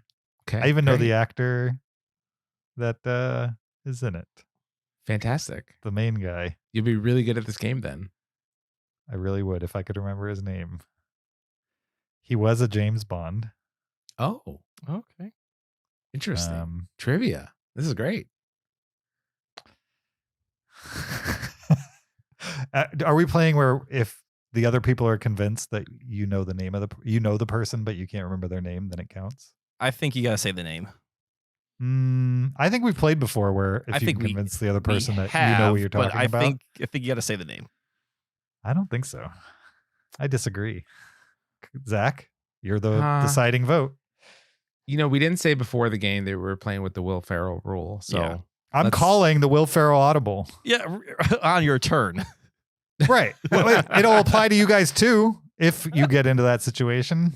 let's not do that. Yeah. Because otherwise we're all going to be able to like picture the person from the movie. Exactly. And Yeah. so we'll have these rounds where we're all like, "Oh, you remember he had the mustache. I mean, he was the main protagonist." We're like, "Yeah, that's him," but you know. Sure. Also, this guy is incredibly famous, so Is what? incredibly famous. Oh yeah, yeah. I know he hits women and is proud of it. And he was almost in the Matrix, but decided not to. I know everything about him other than his name. Start with his accent and you'll get his name. James, you can say He's the someone voice else. of Dragonheart. Does that not convince you? I know who this is. No, I don't. But here's the Richard thing, Gere. James. Sean you can- Connery. All right, move on. Sean Connery. The thing is, you're not limited to him. You could say anyone associated with the movie. So Right. Like I know anybody else in Finding Forrester. Can you name anybody else in Finding Forrester? I could name the director. I was hoping that you would blank on All him right. because you don't like him. I could name the director, but I didn't. I named the That's actor. true. All right. Well, Sean Connery was James Bond, and he was in From Russia with Love. Absolutely, he was. So now Zach has to name somebody In that movie. in Uh, or creatively related to. attached. Ian Fleming. Oh, that's such a cop out. What is a cop out? I You. That's not a cop out. That's intelligently playing the game. can Ian name Fleming. an actual actor from that movie. Wow, that's awesome. I know. See, I That's think I amazing. don't know. Bad calculus. Yeah. Zach got you. Fine. Oh, you think it should just be? So I can name actors? anything related to Ian Fleming. I think it should be actors or directors. I mean, I don't Why? know. Then you're something like you're like, oh, well, the associate producer was. Or, If you know it, go for it. If you know it, say it for Wait, sure. Okay, so then tell me what Ian Fleming did on that movie. Then, like you said, Ian Fleming, but what is Yeah. he? It's based on a character he Yeah. created.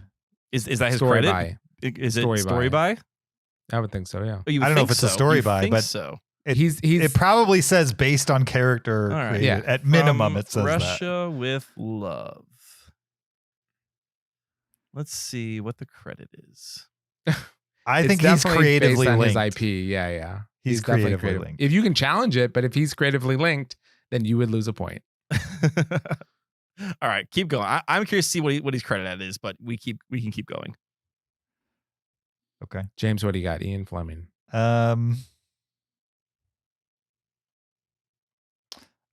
No Time to Die. No Time to Die has Rami Malek. Yeah, Rami Malek. I don't like him as an actor. Okay. I'm just putting that out there. Have you ever watched Mr. Robot?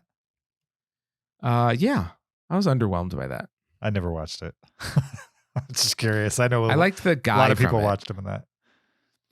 I'll say Bohemian Rhapsody. Okay. So I need to name another person creatively involved with Bohemian Rhapsody. Yeah. Well, he's like the one actor I can think of that's related to Bohemian Rhapsody. You can always challenge me, James, if you think I don't know that movie Right. super well. But I feel like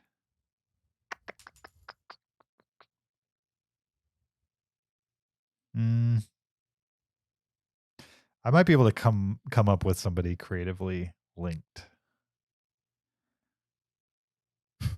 Or I might not be able to. So I'm going to challenge because I don't think I can. And for the sake of time, I'm going to challenge. Mike Myers. Was he in it? I thought about it and then I was like, Yeah. Was that a Quentin Tarantino movie he's in? Yeah, Mike Myers. Was he also in a Quentin Tarantino movie, Mike Myers? Yeah, he was in Inglourious Bastards. Okay. For the record, Who's the director of Bohemian Rhapsody? That's who I was trying to think of. Bryan He directs all the Singer. X-Men movies. Bryan Singer. Yeah. Yeah. That was his last movie. well, Bohemian Rhapsody. yes.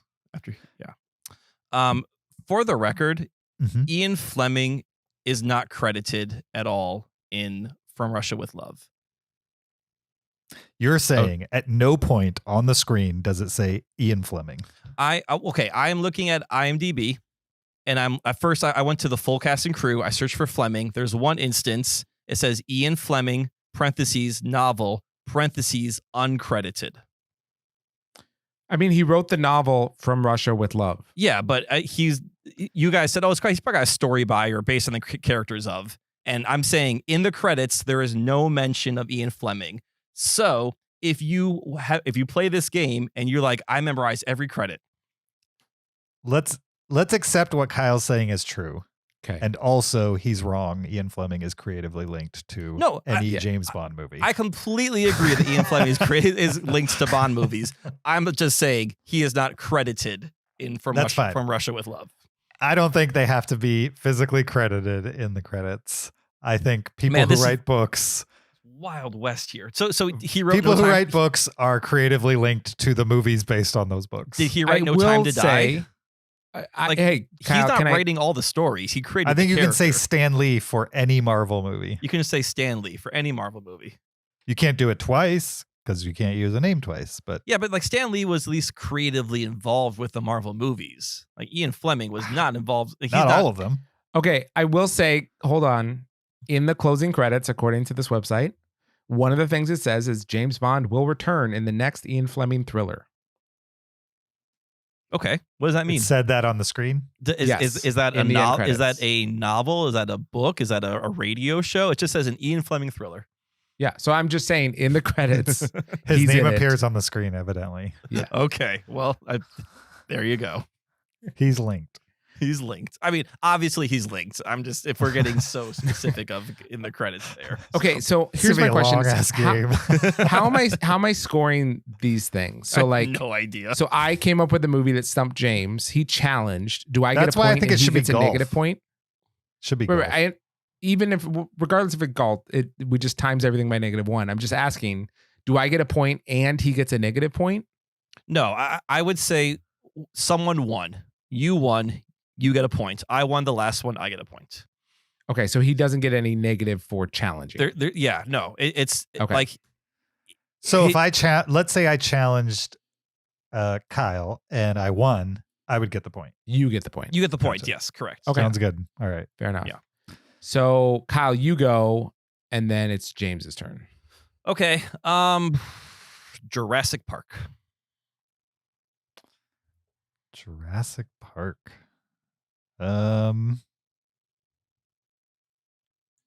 Sure. There's lots of people in that movie. Can you think of Cool. someone that's not credited but is involved? With Michael Crichton Perhaps an associate producer, a key grip. Sure. I mean, yeah. We'll say Michael Crichton. Oh, okay. Michael Crichton. Great.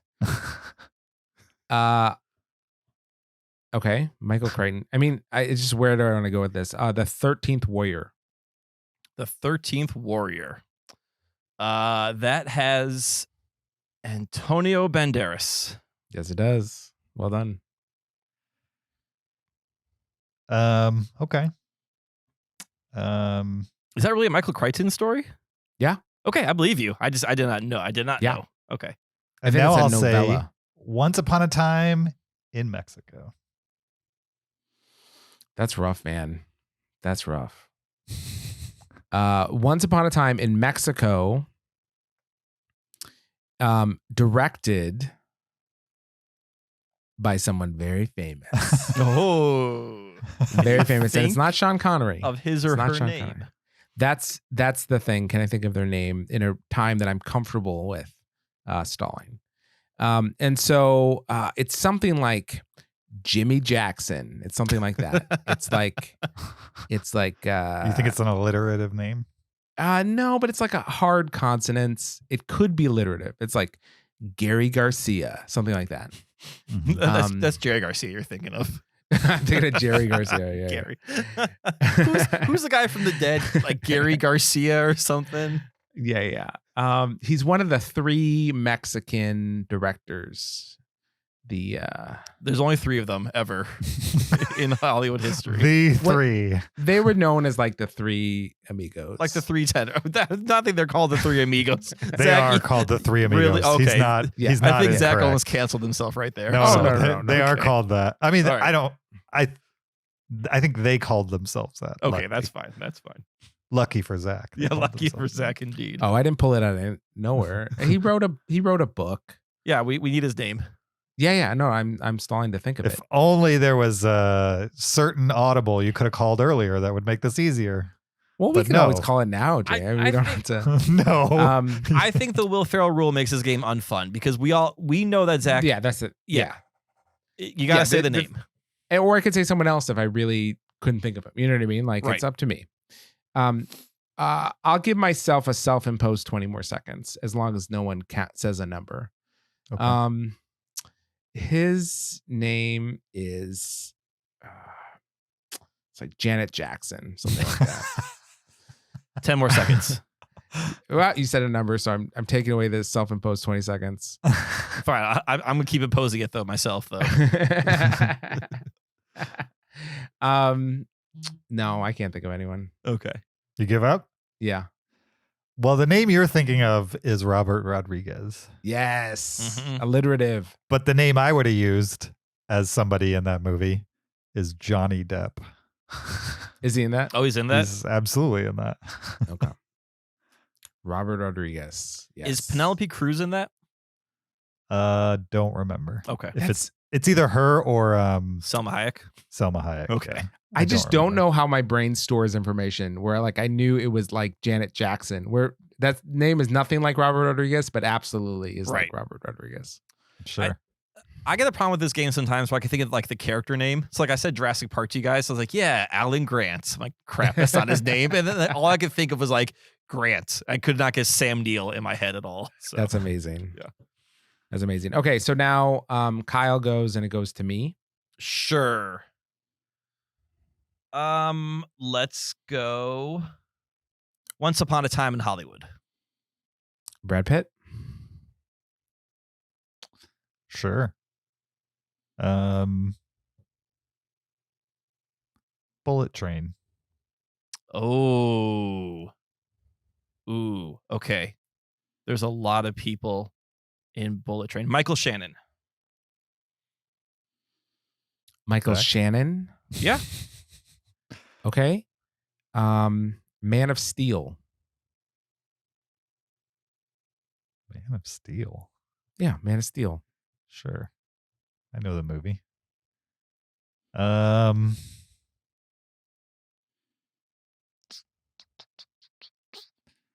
going to say Christopher Nolan. Are you? Yeah. You're gonna say Christopher Nolan? Yeah. Do you want to challenge that, Kyle? I'm going to challenge Christopher Nolan. How's he connected, James? He's a producer. Do you know this? I don't like that. This is amazing. I don't Okay. Okay. Christopher Nolan, producer of Man of Steel. Why do you think he's a producer? Because he is. Because it's DC. Is that why? Yeah, he served as producer on the movie Jeez. and had full faith in Snyder's vision at the time. So James gets the point. How dare you challenge that, Kyle? He knew that. It wasn't just a random I guess. knew He it. knew it. I He know. knew it. It's just some BS. That's Christopher Nolan doesn't bring up Christopher Nolan's producing credits. He doesn't produce much, but he produced that. Yeah, you're right. It's right there in black and white. Okay, My James. turn? Yeah. No. My turn, and then Kyle's next. Yep. Okay. All right, Kyle. You ready for this? Yeah. Sleuth. Sleuth. Ooh, okay. I want to say the one name, but I don't know if I can think of another movie off the top of my head. So, okay, yeah. Let's go Laurence Olivier. Is that right? I've never seen Sleuth, so I couldn't tell you if that's right. Is that It's right, actu- Zach? That's I don't right. remember, but I think that's right. It's right, yes. Okay. Laurence. I've heard the name. I don't think I've seen a Laurence Olivier movie. Maybe I have, and I just don't know. Zach, you know what movie I've seen? Have I seen a Laurence Olivier movie? No. Right. So, I'm just gonna guess. Can I get a hint? It has When was Laurence Sleuth Olivier. released? 70s? 70s? 72. All right. I feel like Laurence Olivier, for obvious reasons, was in the film Lawrence of Arabia.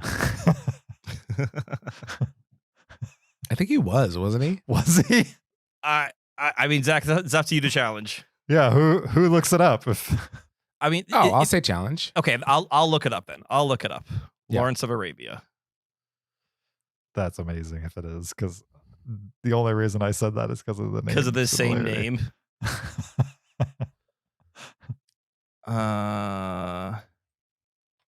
He's not popping up in the top cast, but let's jump a little bit farther. I think you're thinking of maybe Alec Guinness. I haven't seen a Lawrence of Olivier movie or a Lawrence of Arabia movie. Let's so. see. Peter O'Toole, Alec Guinness, Anthony Quinn, Jack Hawkins, Omar Sharif, would've Jose popped up. He's a pretty Ferreira, famous Anthony guy. Quayle. You're thinking of Claude Rains, maybe. No, No. Okay. They both have the name I'm- Lawrence. that's the problem. I'm not Yeah. thinking of anything. Yeah. So Well- stab in the dark. No, you are incorrect. Lawrence Olivier is known for his Shakespeare's. He's known Yeah. for what? Shakespeare. He's also known for Rebecca, the Alfred Hitchcock movie. Oh, Yeah, and Wuthering Heights. Haven't seen any of what you're Right. talking about. Yes. Yeah. Was he in Notorious? I don't know. I don't know. Notorious? He was an Notorious. old Torious. Notorious. All right. Now it goes Do I go got to that Zach? point. Yeah, you Okay. All right, let's go Rear Window. Jimmy Stewart. Who? James Stewart. Sure. You guys are picking these really old things that I don't know. Feel free to pick found footage horror. I mean, those don't have named actors in them, so I couldn't even defend them. Let's see. A Jimmy Stewart movie. Yeah. How about Harvey? Mhm. He's going to challenge, and I'm not going to be able to say He's it. definitely in Harvey, and I would love you to name anything else about Harvey for me. There's nothing I can name. Okay. Nor can Kyle name anything. No, there's nothing I can name from Harvey, but because that's how it's going to be with probably every Jimmy Stewart movie. No, he's in movies with John Wayne and Name one. Outlaw Josie Wales. No, not Outlaw. no, not Outlaw Josie Wales. It starts with a V. Like that. It's Yeah, you guys would be real good at defending. Oh, no. We'll get there. Liberty Balance. Yeah. Who shot Liberty Valance? Yeah. I tell you, I got the V. Yeah. He was in Mr. Smith Goes to Washington. Yeah. With who? Frank Capra. Frank Capra. Yeah. Okay. Oh, he was in It's a Wonderful Life with Frank Capra. Yeah. Yeah. And You guys Vivian know a Lee. lot about Jimmy Stewart. I get it. All right. Kyle, you get that point? I get that point. Yep. The only reason I knew anything about him is because I just watched Harvey. Nice. I was afraid you were gonna say Harvey and that you would remember like who directed it or something from it. So Is there a famous director attached to it? I don't know who directed Harvey. I don't think so. All right, James.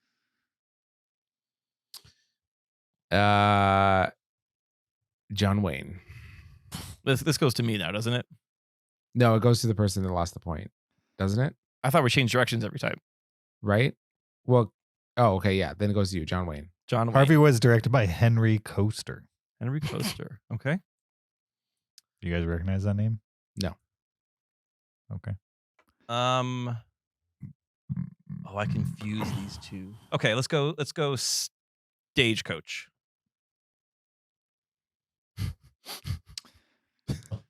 I should give you easy ones so that you can't set him up with hard ones. I don't know. I'm gonna have to go with a Western director Okay. and that's a total stab in the dark as to whether they actually directed this. But John Ford, maybe. Oh, I think you're right. Because that's what I was He's going to right. say. Yeah, John Ford. Yeah, he's right. He's right. That was a stab in the dark. What? For sure. Which one did you pick? Did you say which movie did you say? I said Kyle? Stagecoach. Okay, The Searchers. The Searchers. Okay. Natalie Wood. Natalie Wood. Yeah. I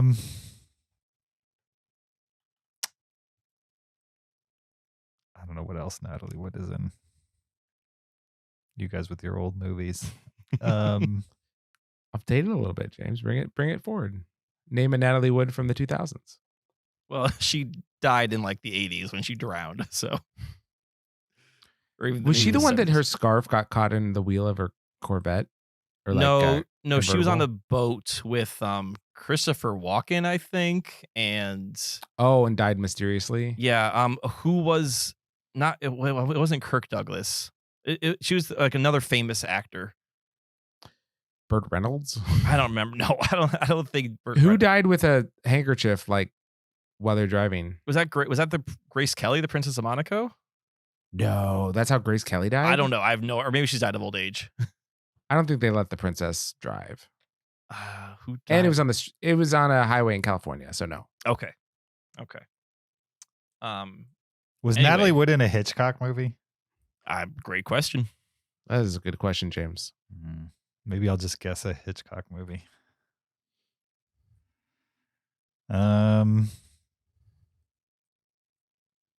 I can't even picture what Natalie Wood looks like.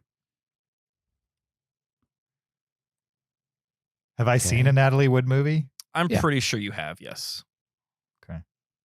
Have you seen The Searchers? Yes. I think you've seen another. Does she play the Natalie Wood Indian? movie. No, she played the girl that white gets girl Indian? kidnapped. Right. That like they consider an Indian at some point. Yes. Yeah.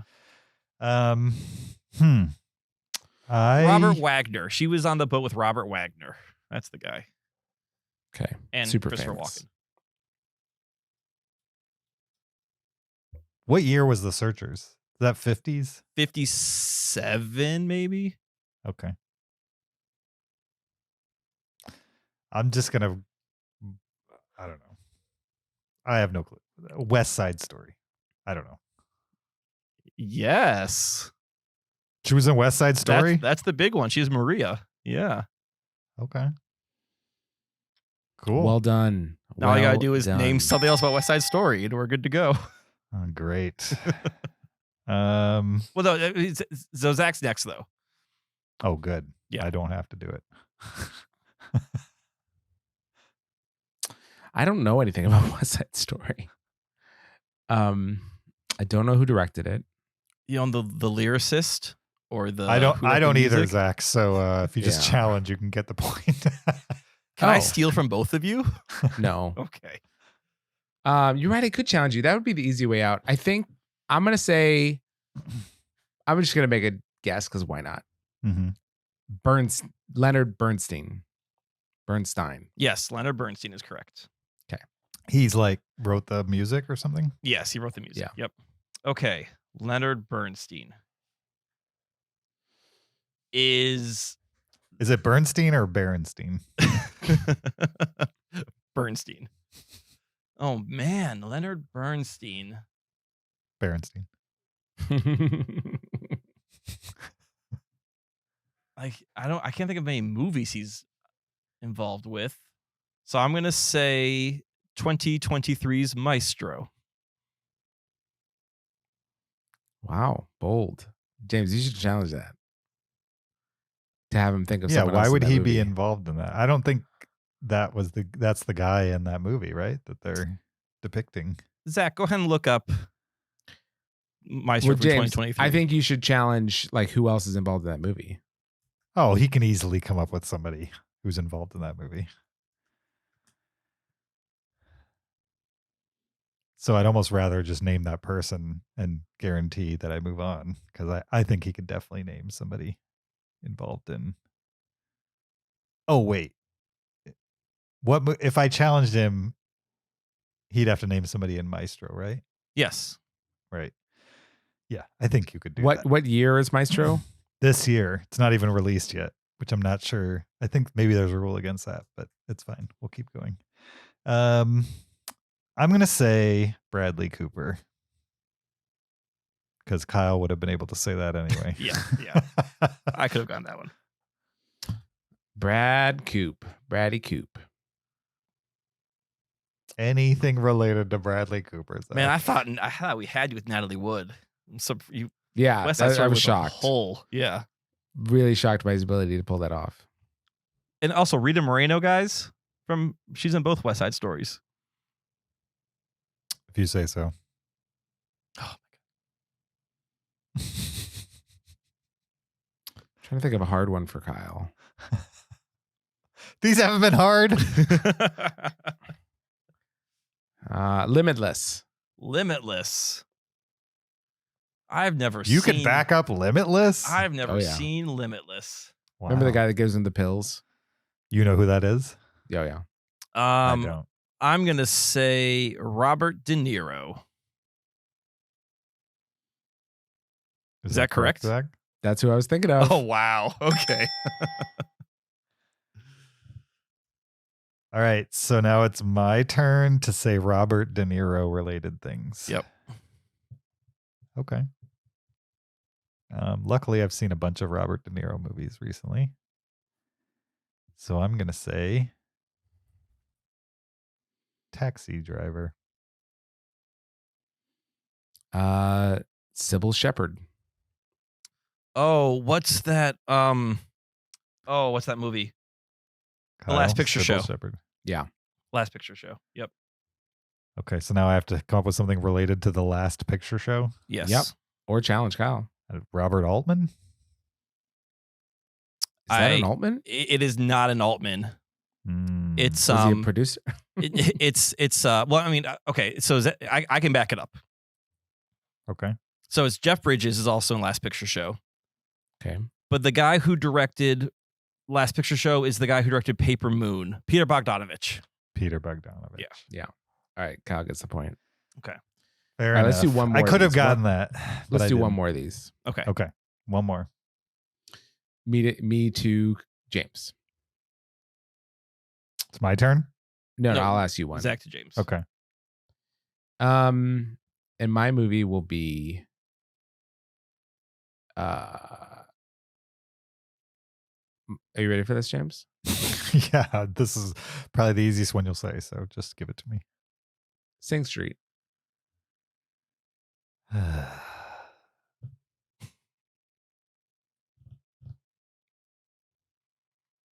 Sure. I have the one I could go with that Kyle probably has an answer for, and I have another one that I'd have to think of my answer if he can't. Yeah, right. That's the strategy is that you can give us something obscure, but you got to make sure you can back it up. Right. Not sure I can back up the more obscure one. So I'm going to go Jack Rayner. And I'm going to go let's go Flora and Son. Flora and Son. Yeah. Joe Carney. How is he related? Directed. He's directed. Gotcha. Probably Sure. wrote. And I'll say Away We Go. Oh, thank God. I thought you were going to say once and then I was done. But you I could do I those. couldn't back up once. Yeah. I think Away We Go is a movie I gave the 45-minute rule to. But I'm pretty also Scott, special guest Scotty's favorite movie of all time. yeah. That Well, Kyle 45 minutes is. Scotty, get better taste. Wait, Away We Go. Yeah. Is not a Carney movie. It's not? It's not. Oh, thank goodness. Because Are you sure? I think Zach would know. Yes. You're thinking of the other one. It has a similar name. Well, I can look it up, right? James is out anyway. So Yeah. Away We Go is the one with Wait, why am I out? Jim from The Office. yeah, Because I can back up. Okay, so we're His just is the Mark Ruffalo one. okay. So Zach said John Carney, who's the director. You said Away We Go. John Carney did not direct Away We Go. You're thinking of Begin Again. I am. I don't know, but Begin Again is his other movie besides Once. No, I think James is thinking of Away We Go. He just thought that John Carney directed it. Gotcha. Who Away We directed Go Away is We Maya Go? Rudolph and John John Krasinski, and yeah. it's directed by Sam Mendes. Oh, I am getting Sam Mendes confused with John Carney. I knew that Krasinski and Maya Rudolph were in that movie. I can't say what it's about. I think there's some annoying singing for a while, and then I turned it off. Sure. It's still Scotty's favorite movie. All right. The 45-minute rule. Kyle and I are tied. High five to that, Zach. At what? James at 3. James has 2. We have 3. Nice. Oh, I only lost by close. 1. Yeah. Very low scoring. I still think we should Will Ferrell this game. It's more fun But that way. Wouldn't we just have like endless strings where it's like, the guy with the mustache, like, okay, yeah, we know. No, you have to convince the other two people that you categorically know exactly who you're Well, talking sure, about. but I think we could do that and then convince them we know the movie and then convince them we know that. I think we would never say an actor's name again. No, there would have been Because clear. There would have been clear movies that I couldn't have even described somebody from the movie from. Like backing up Harvey, I couldn't even describe to you another person from that movie or anything that they've been in. I could not convince you that I know anybody else from the movie Harvey. I think you could have said the rabbit, Who plays Could've said the you rabbit. just say a rabbit? the puka, and then he's in Donnie Darko. Well, yeah, if he said a rabbit, I mean, but then we're now going to name the animals. not like a real the person. Searchers, a horse. You don't need to know the name by the Will Ferrell rule. You can just convince them, like, no, you remember the 6 foot tall rabbit? I'm definitely thinking of that rabbit. I don't know his name, but you know the rabbit in the movie. Yeah, but you know, and then I would say, great. What other movie has that rabbit been in? Right. you would challenge it, and I would say Donnie Darko. No, but that's a different rabbit because same rabbit. It's not the same Different rabbit. rabbit. In Donnie Darko, it's called a puka. But James didn't know that.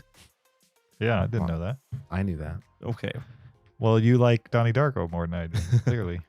I do not like Donnie Darko. more than You do. You know more about it than I do. So clearly you like it more. Zach, in either 1927 or 1929, there was a dancer named Isadora Duncan who died of strangulation and cardioid. My goodness, that's not right. Cardioid artery insult when her scarf caught in the wheels of a motor vehicle in which she was traveling. Wow. Okay. So she was not as famous as I thought this person was. No. Okay.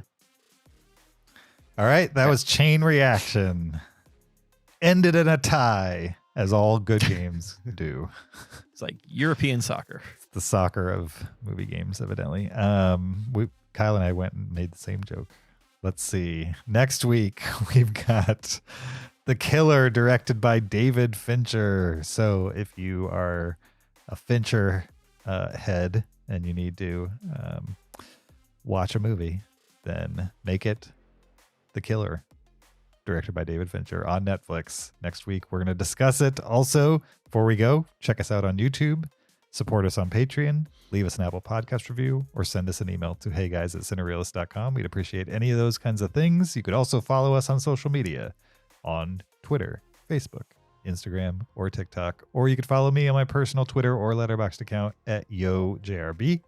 You can follow me on Twitter or Letterboxd at Shaban. You can find me on Letterboxd at PeterSKB. We'll see you guys next time. Until then, keep it cinereal.